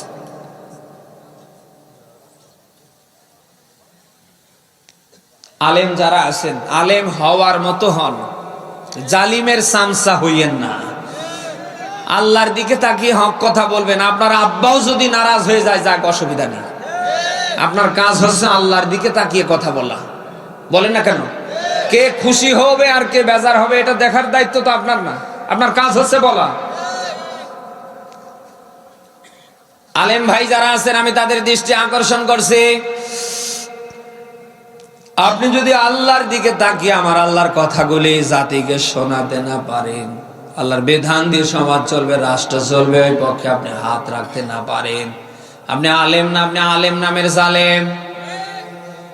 কিয়ামতের কঠিন মুসিবতের দিন যখন আল্লাহ কায়েম করে ফেলবে, 3 শ্রেণীর মানুষ দিয়ে আল্লাহ জাহান্নাম উদ্বোধন করবে, তার প্রথম শ্রেণীতে আল্লাহ আপনারে ফালিয়ে দেবে। আমি আপনার একজন দিনী ভাই, আপনাকে কটাক্ষ করবার অভ্যাস আমার নেই, আপনাকে ছোট করার জন্য আমি এখানে আসিনি। আমি কোরআন হাদিসের চশমা লাগিয়ে দেখতে পাচ্ছি আপনি যে পথে হাঁটছেন আল্লাহ জাহান্নামে দেবে কি করে, আপনি তো গিয়েই বসে আছেন। আপনি আমার একজন দিনী ভাই, আপনাকে আমি সেভ করতে চাই, বাঁচাতে চাই। আমি জানি আমার কথাগুলি আপনারে খারাপ লাগছে, এর পরেও আমি বলছি। কেন বলছি জানেন? কারণ পৃথিবীর যত হক কথা সব তিতা, পৃথিবীতে যত অ্যান্টিবায়োটিক ওষুধ আছে সব তিতা। বাচ্চার জ্বর হলে নিয়ে যাবেন, প্যারাসিটামল দেবে, সাথে একটা অ্যান্টিবায়োটিক দেবে। পাতলা পায়খানা যদি হয় নিয়ে যাবেন, দেখবেন হয়তো অ্যামোডিস দেবে, মেট্রোনিডাজল দেবে, সাথে আর একটা দেখবেন যে অ্যান্টিবায়োটিক দেবে। বাচ্চায় যে প্যারাসিটামল সিরাপ খাবে, মেট্রোনিডা খাবে, অ্যামোডিস খাবে, কিন্তু পাউডারের মতো সেটা পানি গরম করে ঠান্ডা করে মিক্সার করতে হয়, বাচ্চার মুখে দেবেন, বাচ্চা সহজে খেতে চায় না।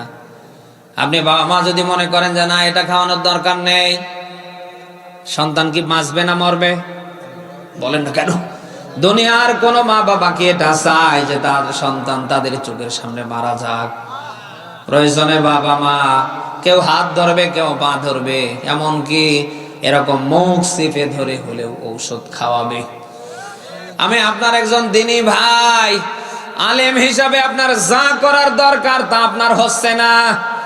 আপনি যা করছেন কিয়ামতে আল্লাহ আপনাকে দিয়ে জাহান্নাম উদ্বোধন করবে কি করে? আপনি গিয়েই বসে আছেন।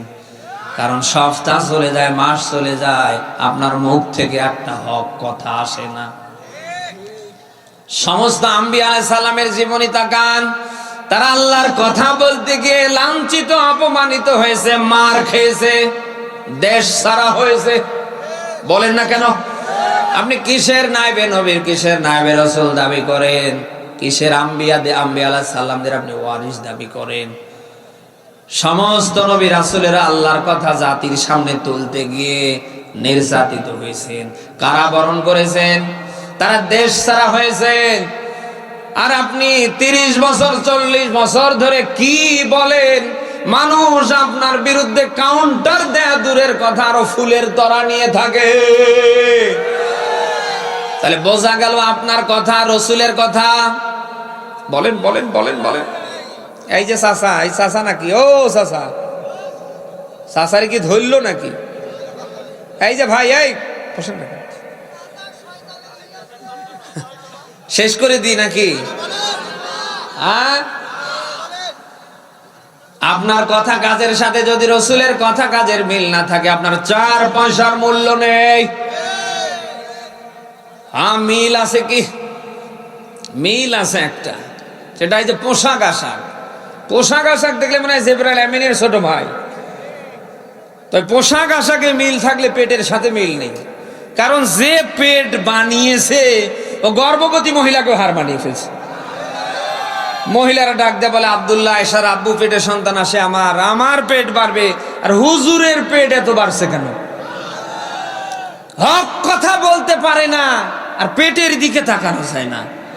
পেট তো আর সাধে বাড়ে না, শয়তান খাতে বসলে আর উঠতে চায় না।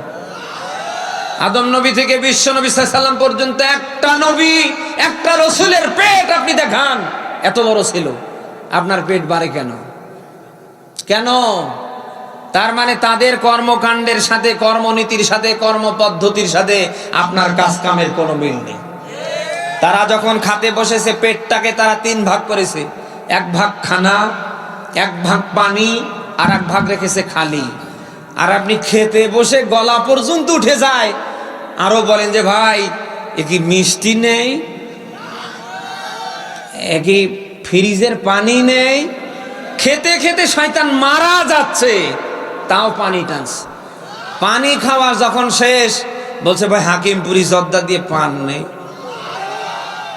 কি হুজুর 50-60টা করে হাকিমপুরি দিয়ে পান খায়, অল টাইম পকেটে 8-10টা করে থাকে। এরকম হুজুর যদিও এলাকায় নেই, এ বাংলার অন্য জেলায় আছে। কিসের হুজুর? যে হুজুর আল্লাহর দিকে তাকিয়ে আল্লাহর কথা বলতে পারে না।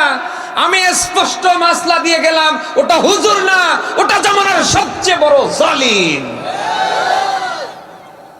ওরে ডাক দিয়ে চা খাওয়া তো দূরের কথা, ওকে সালাম দে আপনার জন্য হারাম। আজ এই আলেম নামের জালেমদের কারণে মরহুম শহীদ আল্লামা সাইদি রাহিমাহুল্লাহর মতো মানুষকে 13 বছর জেলখানায় রেখে তারা দুনিয়া থেকে বিদায় করতে সক্ষম হয়েছে। আল্লামা সাইদিকে 2010 সালে ধরার পরে সারা বাংলার সব আলেমরা যদি রাজপথে নামতো, আল্লামা সাইদির যদি মুক্তির দাবিতে রাজপথ দখল করত, কারো বাবার ক্ষমতা হতো না। আল্লামা সাইদিকে 13 বছর জেলখানায় আটকে রেখে দুনিয়া থেকে বিদায় করে। আমরা দেখেছি কিছু আলেম আল্লামা সাইদিকে ধরার পরে তারা মিষ্টি কিনে আনন্দ উল্লাস পর্যন্ত করেছে। বলেন না কেন? এ কি আলেম? বলেন না কেন? এ আলেম নামের জালেম। এখন যদিও দেখে মনে হচ্ছে যে জান্নাত থেকে বের হয়ে এসেছে। বলেন না কেন? এক শ্রেণীর ওই আলেম নামের জালেমরা বর্তমান সময়ের পুলিশদের মতো ভূমিকা পালন করছে। এই 5 তারিখের আগে এক একজন পুলিশ ছিল সন্ত্রাসী, বলেন না কেন? আমি কি বানিয়ে বলছি? আর এখন এক একজন হয়েছে আব্দুল কাদের জেলানি। আমাদের ছাড়া আর কিচ্ছু বোঝে না হুজুর, এখন আপনারাই সব। এই 1.5 দশকের আলেম নামের জালেমরাও কিন্তু এই রকম রূপরেখা পাল্টিয়ে ফেলে, বলেন না কেন? এই জন্য এখানে আলেম যারা আছেন আপনার দৃষ্টি আকর্ষণ করছে, এই কাজগুলি করবেন না। আল্লাহর আদালতে আপনাকে দাঁড়াতে হবে, আপনাকে জবাব দিতে হবে। জয়দিন আল্লাহ দুনিয়ায় আপনাকে এই চেয়ারে রাখে, আল্লাহর দিকে তাকিয়ে কথা বলবেন।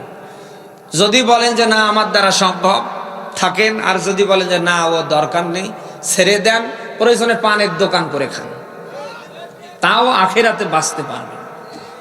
শুধু এই পেট বাড়ানোর জন্য হাঁ করে খালি খাবেন, এই ধান্দায় অন্তত এই জায়গায় বসে থাকিয়েন না, আপনাকে কিন্তু আল্লাহ ধরবে, বলেন না কেন?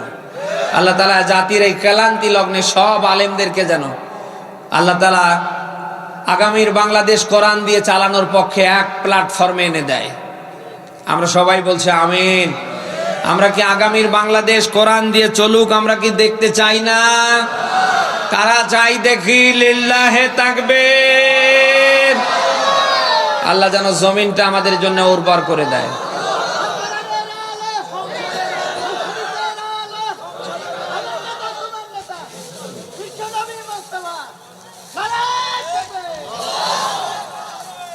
আল্লাহ যেন সকল ষড়যন্ত্র থেকে আগামীর বাংলাদেশ যারা কোরআন দিয়ে চালাতে চায়, আল্লাহ যেন তাদেরকে হেফাজত করে।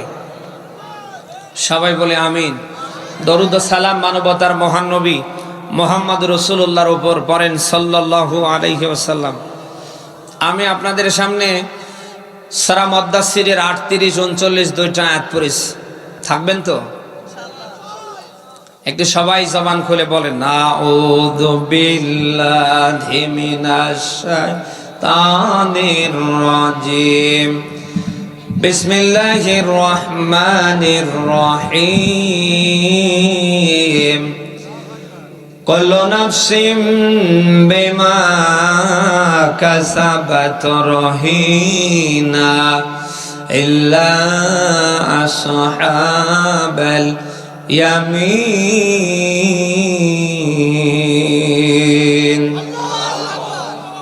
সূরা মুদ্দাসসির কোন সূরা? 74 নম্বর সূরার 29 নম্বর পারার 38, 39 দুইটা আয়াত আমরা পড়েছি। কি আছে এখান থেকে স্বল্প সময় কিছু কথা শুনে আমরা আখেরি মোনাজাত দিয়ে বাসায় যাব ইনশাআল্লাহ।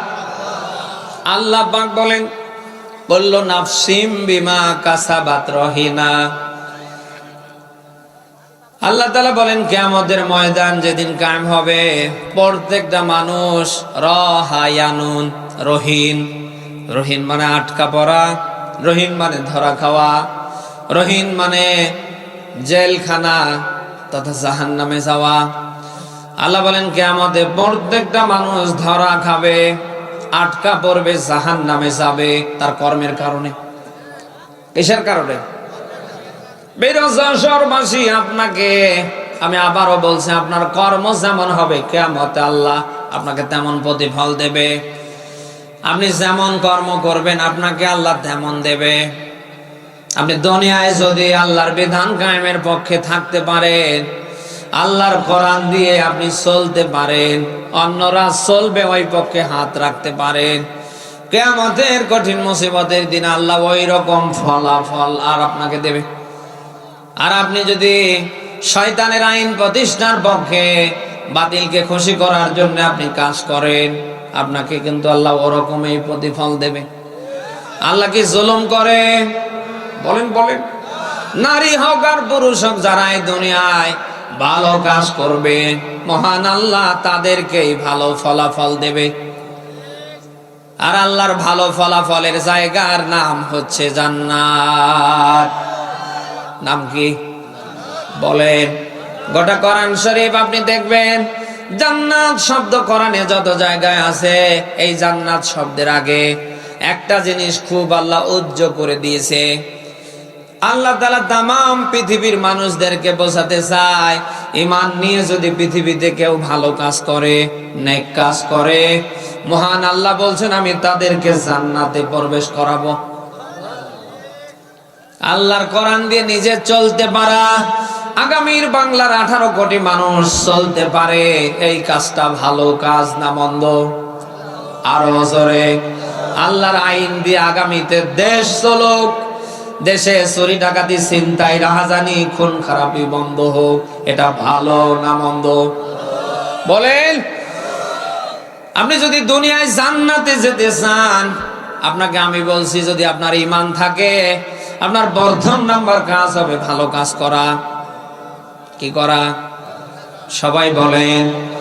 আপনি যদি ভালো কাজ করতে পারেন, কিয়ামতের ময়দান যেদিন কায়েম হবে, ওই দিন মহান আল্লাহ আপনার আমলনামা ভারী করে দেবে। আর ওই দিন যাদের আমলনামা ভারী হবে তাদের ঠিকানা হবে কোথায়? সবার আমলনামা কিন্তু ভারী হবে না। দুনিয়ায় যাদের ভালো কাজের পরিমাণ বেড়ে যাবে, আল্লাহ কিয়ামতে কেবল তাদেরই আমলনামাটা ভারী করে দেবে। এখানে আমরা যারা আছি, আমরা কি কেউ শতভাগ বলতে পারি যে কিয়ামতে আমাদের আমলনামা ডান হাতে আসতে পারে? বলেন না কেন? আমরা এতটুকু আশা করতে পারি যদি আল্লাহ দয়া করে দান করে, কারণ আমরা যতটুকু ভালো কাজ করছি আল্লাহর দয়া বাদ দিয়ে সম্ভব না। বলেন না কেন? যা করার কথা আমরা কিন্তু এখনো হুবহুব তা করছি না। আল্লাহ আদেশ দিয়েছে এটা কর, এখনো কিন্তু আমরা করছি না। আল্লাহ নিষেধাজ্ঞা দিয়েছে বান্দা এটা করো না, বরং ওটা 180 মাইল বেগে আমরা করছি। বলেন না কেন? আল্লাহ আপনাকে আমাকে আদেশ দিচ্ছেন, ইয়া আইয়ুহান নাসু উবুদু রাব্বাকুমুল্লাযী খালাকাকুম ওয়াল্লাযীনা মিন ক্বাবলিকুম লাআল্লাকুম তাত্তাকুন। বলেন আল্লাহু আকবার। সূরা বাকারার 21 নম্বর আয়াত এটা। ইয়া আইয়ুহান নাস, সব মানুষদের আল্লাহ এখানে ডাক দিলেন। ডাক দিয়ে আল্লাহ বসে নেই, অবুদু, তোমরা আমার ইবাদত করো, আমার দাসত্ব করো, আমার গোলামি করো, আমার বিধান মানো, আমার আইন মানো, মানাও। কে বলছে? বলেন। আল্লাহ নিজেই বলছেন রব্বাকুমুল্লাযী খালাকাকুম, আমি তোমাদের রব, তোমাদের ওই জন্যই সৃষ্টি করেছি। আমাদেরকে আল্লাহ সৃষ্টি করেছে শুধু তার আইন মানার জন্য, বিধান মানার জন্য, তার গোলামি করার জন্য। বলেন না কেন? আমরা কি বুকে হাত দিয়ে বলতে পারি আমরা শতভাগ আল্লাহর গোলামি করছি, শতভাগ আল্লাহর আইন আমরা মানতে পেরেছি? এখন যদি আমরা মানতে না পারি তাহলে আমাদের অবস্থাটা কি হবে বলেন? আদর্শ ১৫০০ বছর পড়বে। আল্লাহ তাআলা নিষেধাজ্ঞা দিয়েছে যতক্ষণ তুমি আমার শতভাগ আইন না মেনে নেবে, যতক্ষণ পর্যন্ত বান্দা তুমি আমার সামনে সারেন্ডার না হবে, ততক্ষণ পর্যন্ত তুমি মরবে না। একথা কি আমি বললাম না? কোরআনে আছে। বলে আপনি সূরা আলে ইমরানের 3 নম্বর সূরার 4 নম্বর 2 নম্বর পৃষ্ঠার 102 নম্বর আয়াতের শেষ অংশে পাবেন, ওয়ালা তামুতুন্না ইল্লা ওয়া আনতুম মুসলিমুন। বলেন আল্লাহু আকবার। আয়াতটার দিকে খেয়াল করেন। আল্লাহ বলেন তোমরা মরবে না, মরিও না মুসলিম না হয়ে। কে বলছেন? মুসলিম শব্দের অর্থই হচ্ছে আত্মসমর্পণ। সুবহানাল্লাহ বলতে পারেন না? আল্লাহ চায় আমার বান্দা মরে যাবার আগে যেন আমার কাছে আত্মসমর্পণ করে, আমার শতভাগ বিধান যেন মেনে নেয়।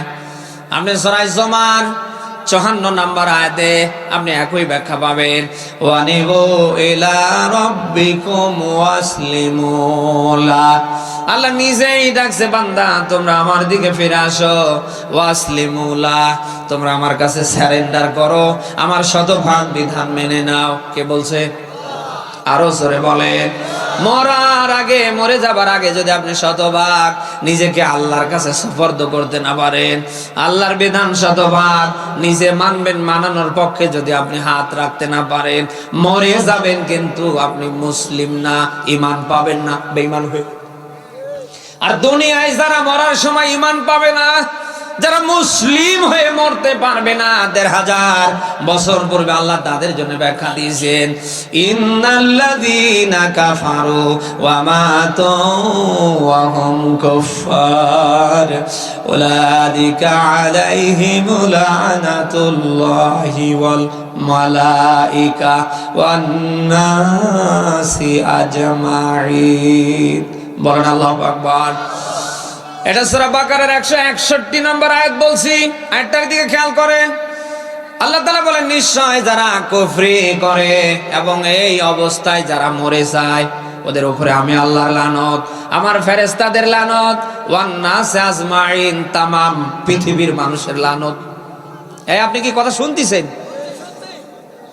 আল্লাহর স্পষ্ট বার্তা হচ্ছে আপনি যেন মরার আগে, মরে যাবার আগে আপনি শতভাগ আল্লাহর বিধানের কাছে, আল্লাহর আইনের কাছে, আল্লাহর কাছে আপনি যেন নিজেকে সুপর্দ করতে পারেন। এখন আপনি যদি না করে মারা যান, আপনি কুফরি করলেন, আর এই অবস্থায় মারা গেলে লানত কার? বলেন।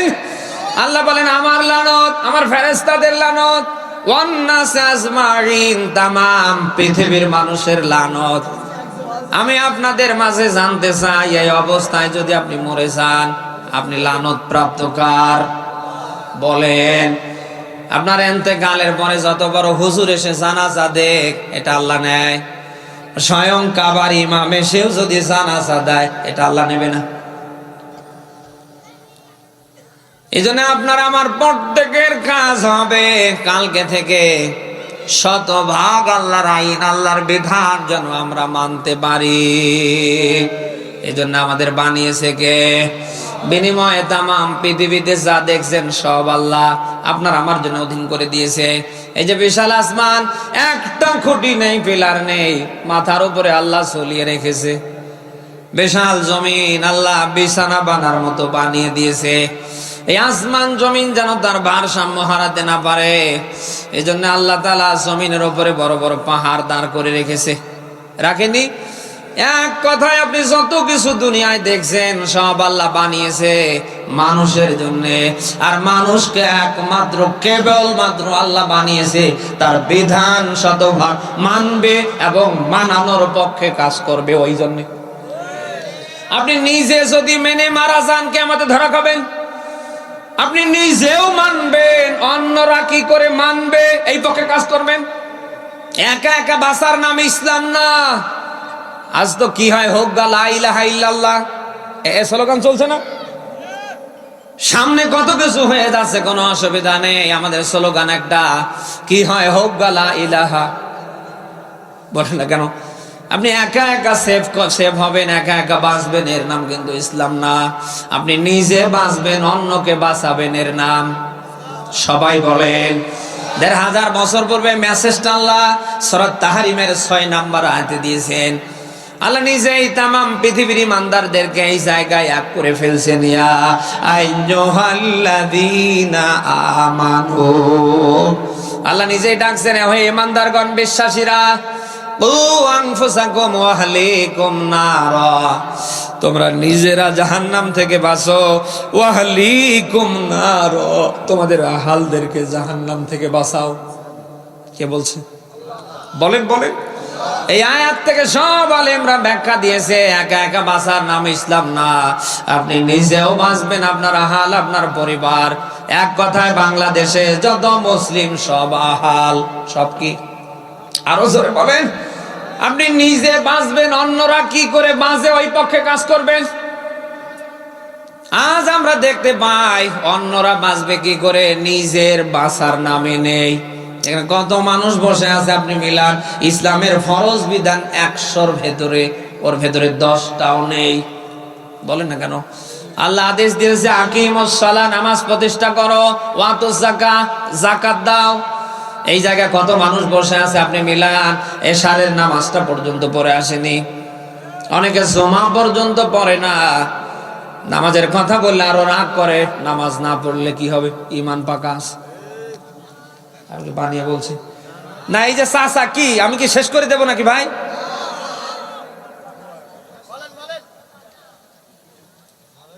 আল্লাহর আদেশ হচ্ছে আকিমুস সালাহ, নামাজ প্রতিষ্ঠা করো, ওয়াতুজ যাকাত, যাকাত দাও। আপনি মেলান, সে নামাজ আজ আমাদের ভিতরে নেই, প্রতিষ্ঠার পক্ষে তো আরো নেই, সম্পদ আছে, যাকাত তো আরো নেই। বলেন না কেন? আল্লাহ নিষেধাজ্ঞা দিয়েছেন, লা তাকুলুনা রিবা, সুদ খাবে না। সুদ খাওয়া হালাল না হারাম?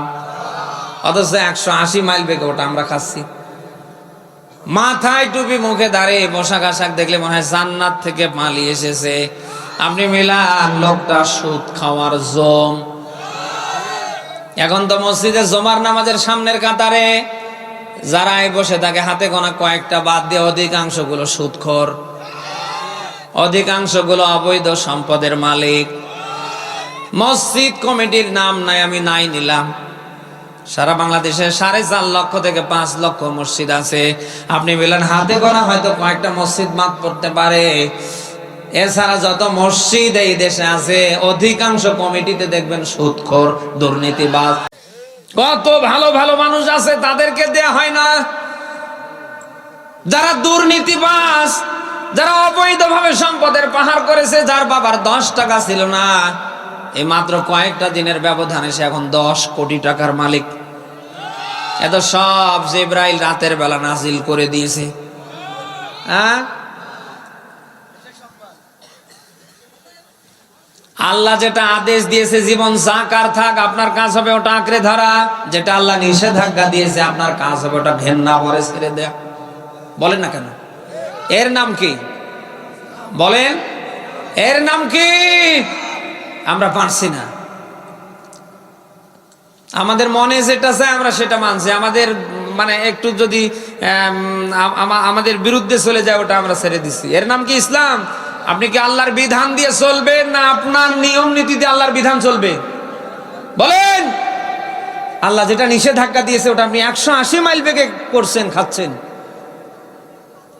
আমার শতভাগ বিশ্বাস, এই বাংলাদেশে যারা নিয়মিত নামাজ কালাম পড়ছে 100-র ভেতরে 98 জনের নামাজ কালাম হচ্ছে না। কারণ নামাজের যে আসল কাজ ও কাজে নেই। নামাজের কাজ কি? নামাজ তামাম অশ্লীলতা, বেহায়াপনা, খারাপি থেকে মানুষদের ফেরাবে। অথচ ওই লোকটা তাহাজ্জুদ ইশরাকা অবিন সহকারে পড়ছে, আপনি মিলান ওই হারাম কাজটাই আগে করছে। অথচ রাসূলের হাদিস যে নামাজ মানুষকে খারাপি থেকে ফেরাতে পারে না, ও নামাজ, বলেন না কেন, ও নামাজ নামাজই না। অথচ নামাজও পড়ছে, শুধু খায়। নামাজও পড়ছে, অন্যায়ভাবে মানুষের জমি দখল করে, অবৈধভাবে সম্পদের পাহাড় করছে। যদিও যশোরের চৌগাছায় নেই, বাংলার অন্য জেলায় আছে।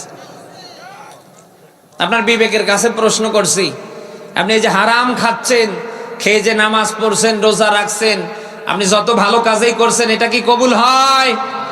আর এই যে হারাম ভাবে, অন্যায় ভাবে যে সম্পদের পাহাড় আপনি করছেন, আপনি কি এটা ভক্ষণ করতে পারবেন? দুনিয়ায় যারাই হারাম ভাবে, অন্যায় ভাবে সম্পদের পাহাড় করেছে, আপনি দেখেন কেউ আরামে নেই। বলেন না কেন? একজন মানুষরে দেখাতে পারবেন না যে আরামে আছে। আপনার দৃষ্টিতে মনে হয় যে আপনার 3 শেড বাড়ি, আরো 9 তলা ফ্ল্যাট, আপনার সে মনে হয় কত ভালো আছে। না, সবচেয়ে বেশি কষ্টে আছে ওই লোকটা যে অন্যায় ভাবে, অবৈধ ভাবে দুনিয়ায় সম্পদের মালিক হয়েছে। হারামের কি নেই? আরো জোরে বলেন। কোনো আরাম নেই। রাতের বেলা আপনি দিব্যি ঘুমাচ্ছেন আর ওর ঘুম ধরে না। আপনি লোহা খেয়ে হজম করছেন, ওই শয়তান দেখছে খেলেই মারা যাবে। বলেন না কেন? ওর পরিবারে তাকান, ওর স্ত্রী ওর কথা শুনে আজ 10 বছর হলে স্ত্রী ওর থেকে আলাদা, ওর ছেলে মেয়েরা ওরে মানে না। আমি কি খুব বেশি বানিয়ে বললাম?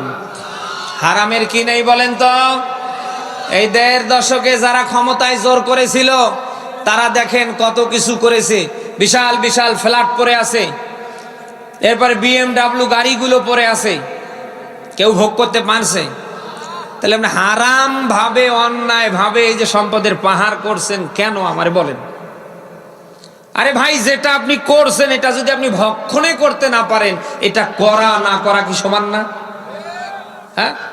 আর যারাই যেখান থেকে অন্যায় ভাবে, হারাম ভাবে সম্পদের পাহাড় তৈরি করেছে, আপনি মিলান, একটারও সন্তান মানুষ হিসাবে দাঁড়াতে পারেনি। অনেক অফিসাররা আমাদের কাছে আফসোস করে, হুজুর কলমের খোসা দিয়ে হাজার হাজার কোটি টাকার মালিক হলেও আমার একটা সন্তানও মানুষ হয়নি। নাই এরকম নেই? বলেন না কেন?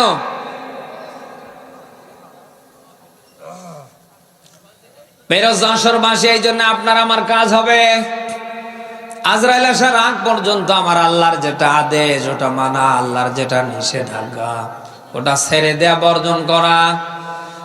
দুনিয়ায় যদি আমরা এমন ভাবে জীবন জীবিকা নির্বাহ করতে পারি, আশাবাদী কিয়ামতে আল্লাহ ডানপন্থী মানুষের কাতারে শামিল করে তিনি আমাদের জান্নাতে যাবার ব্যবস্থা করে দেবে। যা করেছেন এখনো সময় আছে, ফিরে আসেন। দুনিয়ার সব মানুষ আপনার জন্য দরজা বন্ধ করলেও আমার আল্লাহর দরজা এখন পর্যন্ত খোলা আছে না নেই? আপনার অপরাধ যদি পাহাড় পর্বতের সমান হয় অসুবিধা নেই, আল্লাহর ক্ষমা কিন্তু তার নিচে না, তার আরো জোরে। আমি আবারও বলছি, এতদিন যা করার করেছেন, অসুবিধা নেই, এখনো সময় আছে। হয়তো আজরাইল আসতে বাকি আছে, ও সাথে একবার যদি সামনে চলে আসে আর বাঁচার উপায় নেই। যা করেছেন অসুবিধা নেই, ফিরে আসেন আমার আল্লাহর কাছে, নিজেকে সারেন্ডার করেন, সুপর্দ করেন, ডাক দিয়ে বলেন, আল্লাহ যা করেছি আর আমি সামনে করব না, তুমি আমারে মাফ করে দাও। বিশ্বাস করুন, এই কথা বলতে দেরি, আমার আল্লাহ আপনাকে মাফ করতে দেরি না। পৃথিবীতে যত সৃষ্টি আপনি দেখছেন, কোন সৃষ্টিকে কিন্তু আল্লাহ ভিআইপি হিসাবে ঘোষণা দেয়নি। একটা মাত্র সৃষ্টিকে আল্লাহ ভিআইপি হিসাবে ঘোষণা দিয়েছেন, তাদের নাম মানুষ। তাদের নাম আরো জোরে। এই মানুষ কিয়ামতে জাহান্নামে যাবে, এটা আল্লাহ চায় না। আল্লাহ তাআলার টার্গেট হচ্ছে প্রত্যেকটা মানুষ যেন কিয়ামতের ময়দানে জান্নাতি হয়। বারংবার আল্লাহ তাআলা আপনার আমার দিকে হাত বাড়িয়ে যেন ডাকছেন, ও বান্দা কি করছো? তুমি কি আমার দিকে ফিরে আসবা না? ওয়াস্তাগফিরুনা, তুমি কি আমার কাছে ক্ষমা চাইবা না? কে বলছে জানো? বলেন। কোরআনে অনেক আয়াতে আল্লাহ তাআলা এভাবে কথাগুলি দিয়েছেন, বান্দা তোমরা কি আমার দিকে ফিরে আসবা না? আমার কাছে ক্ষমা চাইবা না? আমি আল্লাহ ক্ষমাশীল, আমি আল্লাহ দয়ালু। নিজের জীবনের অপরাধ বুঝতে পেরে কেউ যদি আল্লাহর দিকে ফিরে আসতে পারে, ও তওবার মধ্য দিয়ে যদি কালকে থেকে ভালো কাজ করতে পারে, ওর জীবনের অপরাধ আল্লাহ রাখবে না, সব অপরাধ আল্লাহ নেকি বানিয়ে দেবে। সূরা ফুরকানের ৭০ নম্বর আয়াতে ব্যাখ্যা পাবেন। ১৫০০ বছর পূর্বে আল্লাহ ব্যাখ্যা দিয়েছেন, ইল্লা মাউতাবা ওয়া আমানা ওয়া আমিলা আমালান সালিহা ফাউলাইকা ইউবাদদিলুল্লাহু সাইয়্যাতিহিম হাসানাত ওয়া কানাল্লাহু গফুরুর রহিমা। বলেন আল্লাহু আকবার। আয়াতের দিকে খেয়াল করেন, আল্লাহ বলেন তারা বাদ দিয়ে যারা, এখানে যারা বলতে কারা? সব আলেমরা ব্যাখ্যা দিয়েছে, আজীবন অন্যায় করেছেন, এখন বুঝতে পেরেছেন। এই অপরাধের দিকে তাকিয়ে কেউ যদি তাওবা করে আল্লাহর দিকে ফিরে আসে আর ভালো কাজ শুরু করে দেয়, আল্লাহ বলেন ওর পূর্বের যত অপরাধ আছে একটাও আমি রাখি না, সব অপরাধ আমি আল্লাহ রদ বদল করে নেকি বানিয়ে দিই। আপনি সূরা বানী ইসরাঈলের ২৫ নম্বর আয়াতে ব্যাখ্যা পাবেন। ১৫০০ বছর পূর্বে আল্লাহ ব্যাখ্যা দিয়েছেন, রব্বুকুম আ'লামু বিমা ফি নাফুসিকুম ইন তাকুনু সালিহিন ফাইন্নাহু কানা লিল আওয়াবিনা গফুরা। বলেন আল্লাহু আকবার। আয়াতের দিকে লক্ষ্য করেন, আল্লাহ বলেন রব্বুকুম আলাম, আমি তোমাদের রব, তোমাদের ব্যাপারে জানি। কম না, আলাম ইসমে তাফজিলের সিগা। আল্লাহ বলেন অধিক জানি। ও বান্দা, তোমাদের ভিতরে কোনটা প্রকাশ আছে, কোনটা গোপন আছে, আমি আল্লাহ সব জানি, অসুবিধা নেই। ইনতা কোন সালেহীন, তুমি যদি নেককার হতে পারো, ভালো হতে পারো, আমি আল্লাহ বলছি আমার গফফার নামের ওসিলায় তোমাকে আমি মাফ করে দেব। রাতের এক তৃতীয়াংশে আল্লাহ প্রথম আসমানে নেমে আসে, আর আল্লাহ এই কথাগুলি যেন বারংবার বলতে থাকে, আমার বান্দা বান্দিগণের ভেতরে তোমরা কারা কোথায়, আমার কাছে ক্ষমা চাও, আমার কাছে মাফ চাও, আমি আল্লাহ অবশ্যই তোমাদের মাফ করে দেব। সেই আল্লাহর ক্ষমার দিকে আমাদের ফিরে আসার দরকার আছে না নেই? কখন? আজরাইল আসলে কখন ভাই? এখনই, এই মুহূর্তেই। আমরা অপরাধ করতে যেমন ভালোবাসি, আমাদের ক্ষমা করতে ভালোবাসে কে? আল্লাহ যেন আমাদের সব অপরাধগুলি মাফ করে দেয়। আমরা এই জন্যে আমাদের কর্মের দিকে তাকাবো, আমাদের দ্বারা যেন অন্যায় অপকর্ম কোনো খারাপ কাজ না হয়। আমরা কি পারবো না? আজকে হাত দিয়ে যা হচ্ছে, হাত আপনাকে আমাকে বাধা দিতে না পারলে, এ হাত আপনার আমার সামনে কথা বলতে না পারলে কিয়ামতে বলতে পারবে না? বলেন না কেন? হাত দিয়ে সুদ খাচ্ছেন, হাত কিচ্ছু বলে না। ঘুষ খাচ্ছেন, ওজনে কম দিচ্ছেন, আপনি অন্যের জমির আইল ঠেলছেন, হাত কোনো কথা বলে? কিন্তু কিয়ামতে কি বলবে না? ওই দিন আল্লাহ হাতের জবান খুলে দিবে। আল ইয়াউমা নাখতিমু আলা আফওয়াহিহিম ওয়া তুকাল্লিমুনা আইদিহিম ওয়া তাশহাদু আরজুলুহুম বিমা কানু ইয়াকসিবুন। ওই দিন আল্লাহ মানুষের মুখ বন্ধ করে দেবে, হাত কথা বলবে। আল্লাহ ডাক দিয়ে বলবে, বান্দার হাত বল, তোরে দিয়ে আমার বান্দা কি করিস? হাত ডাক দিয়ে বলবে, আল্লাহ সুদের জমজমাট ব্যবসা করিস, ওজনে কম দিয়েছে, অন্যের জমির আইল ঠেলেছে, এই কলম, এই হাত দিয়ে কলমের খোসায় কোটি কোটি টাকার দুর্নীতি করিস। অতএব যা করছেন একটু ঠান্ডা মাথায় চিন্তা ভাবনা করে করেন। আপনার কর্ম যেমন হবে আল্লাহ আপনাকে তেমন। আরো জোরে বলেন। আমরা কি পজিটিভলি ভালো ভালো কাজগুলি কালকে থেকে করার নিয়ত করতে পারি না? আল্লাহ যেন সবাইকে তৌফিক দান করে। সেই সাথে মা বোন যারা এসেছে, আমি মা বোনরা আছে, মা বোনদের দৃষ্টি আকর্ষণ করছি এখান থেকে আপনাদের প্রত্যেকের কাছে। এই যে ভাই বসেন, ভাই বসেন একটু। এই যে ওই ছেলেটা উঠছে কেন? এই বসো। আপনারা এখানে যারা স্বামী আছেন, বাবা আছেন, আপনাদের দায়িত্ব হচ্ছে আপনাদের পরিবারের অধীনে যারা আছে, আপনাদের পরিবারে আপনাদের অধীনে যারা আছে, আপনারা তাদের গার্ডিয়ান। তাদের ব্যাপারে কিয়ামতে আল্লাহ আপনাদের ধরবে না? ধরবে না? আপনার স্ত্রীর ব্যাপারে, ছেলের ব্যাপারে, মেয়ের ব্যাপারে কিয়ামতে আল্লাহ আপনাকে ধরবে। অতএব কালকে থেকে আপনার কাজ হবে আপনার স্ত্রী, সন্তান সন্ততি সবাই মিলে যেন আল্লাহর ইসলামের ফরজ বিধানগুলি মানতে পারে, ওই রকম পরিবেশ গার্ডিয়ান হিসাবে কায়েম করে দেয়া। পারবেন না ইনশাল্লাহ? আপনার স্ত্রী যেন নামাজ পড়ে, রমজানে যেন রোজা রাখে, সে যেন অন্তত পর্দা করে। কথা কি শুনতেছেন? স্বামী হিসাবে অন্যায় দেখলে বাধা দেবেন, পারবেন না? এখন সব কিছু গুটিয়ে যদি বসে থাকেন, ওরা কি করে করুক গা, লা ইলাহা, তাহলে কিয়ামতে কিন্তু ধরা খাবেন। আপনি যেন ধরা না খান সে ব্যাপারে আমি বলছি। মা বোন যারা এসেছেন, আপনাদের একটা আমলের কথা বলবো, যদি করতে পারেন কিয়ামতে জান্নাতে যাবেন ইনশাআল্লাহ। আমি জানি মা বোনরা নামাজও পড়ে, রোজাও রাখে, এরপরে কালা বোরকাও পরে, হাত মোজা পা মোজাও পরে, একটা কাজ একেবারেই করতে চায় না। সে কাজটার নাম কি আমি বলবো? সে কাজটি হচ্ছে তারা স্বামীরে মোটেও মানতে চায় না। যদিও যশোরের এই চৌগাছায় নেই, অনেক মা বোন আছে নামাজের এক ওয়াক্ত ছাড়ে না, রমজান মাসে রোজা রাখে, এরপরেও আপনারটা কাজা হলে ওটাও রেখে দেয়। বলেন না কেন? কালা বোরকা পরে, হাত মোজা পা মোজা পরে, আপনি মিলান যে কাজটা একবারেই করতে চায় না, সেটা হচ্ছে স্বামীরে ওরা মানতে চায় না, দামই দেয় না। স্বামী যদি ডানে যেতে বলে আগে বামে গিয়ে বসে থাকে, স্বামী যদি ভালো কাজের আদেশ দেয় আরো ধমক দেয়, ওই তোরটা তুই কর, আমারটা আমি দেখব না। আমি জানি এখানে যারা আছে এরকম এখানে কেউ নেই। হ্যাঁ, কার আছে হাত তোলেন তো। মা বোন যারা এসেছেন, আপনাদের দৃষ্টি আকর্ষণ করছে,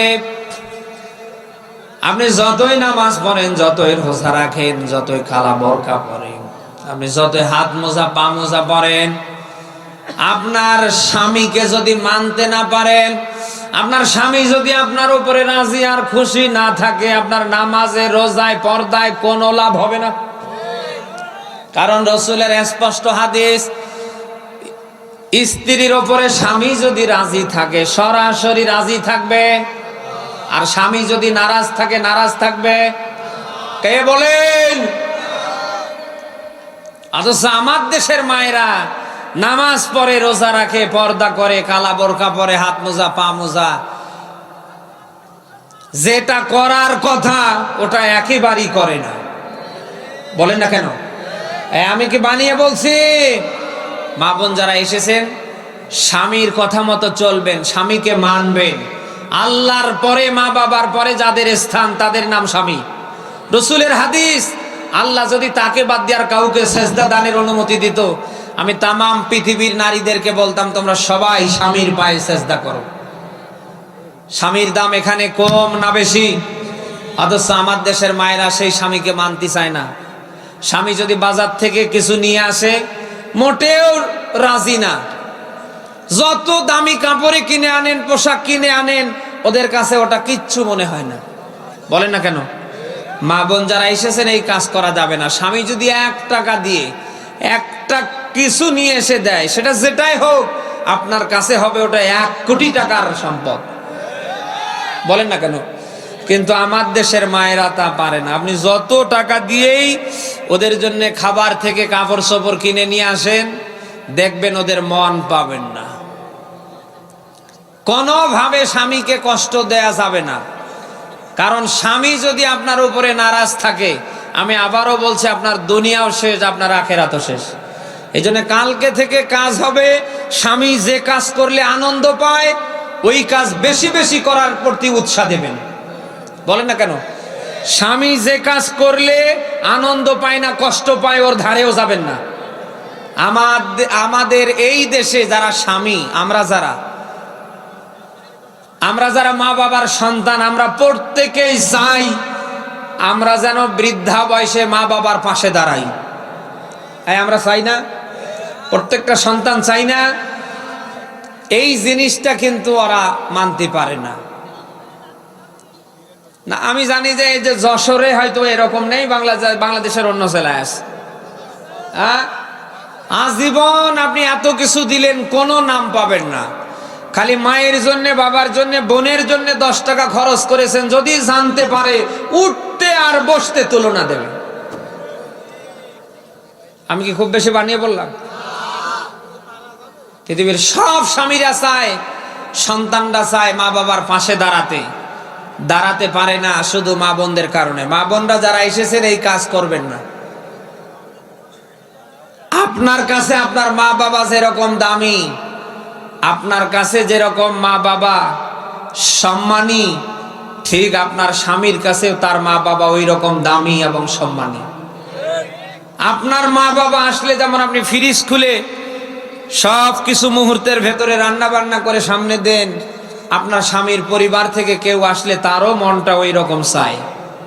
আপনি কেন এখানে বৈষম্য করেন বলেন? আপনাকে কয়েকটা সন্তান হয়তো আল্লাহ দিয়েছে, আপনার স্বামীর মা বাবার হক যদি আদায় করতে না দেন, এই সন্তান দিয়ে শেষ বয়সে আপনার হক আল্লাহ নষ্ট করাবে।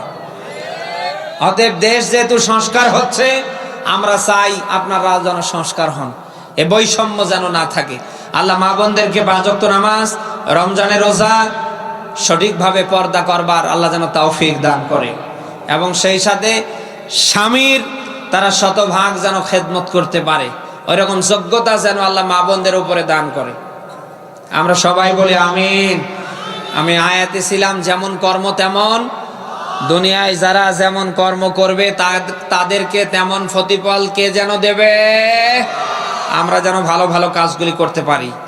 আমরা কি পারবো না? ইনশাল্লাহ। আল্লাহ তাআলা যেন আমাকে সহ সকলকে যেন তৌফিক দান করে। বলেন আমিন।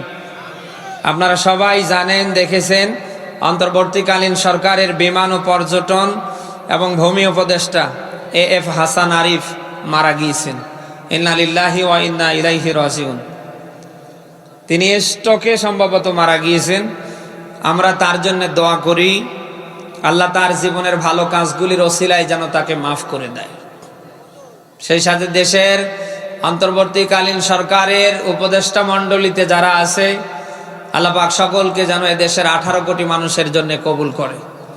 সকল ষড়যন্ত্রের হাত থেকে এদেশকে, এদেশের মানুষকে যেন আল্লাহ হেফাজত করে।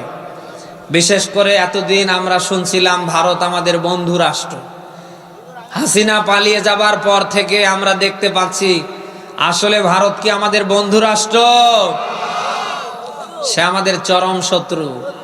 কারণ তাদের দেশে কত কিছু হচ্ছে, তারাই নিয়ে কোনো মুখ খুলছে না, সব সময় মুখ খোলার চেষ্টা করছে আমাদের দেশ নিয়ে। বলেন না কেন? আমরা আল্লাহর কাছে দোয়া করি আল্লাহ তাআলা যেন সকল ষড়যন্ত্রের হাত থেকে এ দেশকে আল্লাহ হেফাজত করে, ভারতের সকল ষড়যন্ত্র যেন আল্লাহ নস্যাৎ করে দেয়। এবং সেই সাথে অন্যান্য দেশগুলি যদি ভারত ছাড়া চলতে পারে, বাংলাদেশও সামনে চলতে পারবে ইনশাআল্লাহ। এরকম স্বয়ং সম্পূর্ণ একটা অবস্থান যেন বাংলার এই 18 কোটি মানুষের জন্য আল্লাহ তৈরি করে দেয়। দোয়া করবো তো ইনশাআল্লাহ। সেই সাথে বৈষম্য বিরোধী ছাত্র আন্দোলনে যারা জীবন দিয়েছে আমরা তাদের জন্য দোয়া করি, আল্লাহ প্রত্যেককে যেন শাহাদতের উচ্চ মাকাম দান করে। যারা অসুস্থ হয়ে হাসপাতালে, আল্লাহ যেন দ্রুত সুস্থ করে দেয়। এটি বিজয়ের মাস, এ দেশের জন্য যারা জীবন দিয়েছে আমরা দোয়া করি আল্লাহ প্রত্যেককে যেন শাহাদতের উচ্চ মাকাম দান করে। সবাই বলেন আমিন। আমি আর সামনে কথা বাড়াতে পারছি না, সম্ভবত আকাশের অবস্থাও ভালো না, টিপ টিপ করে বৃষ্টি পড়ছে।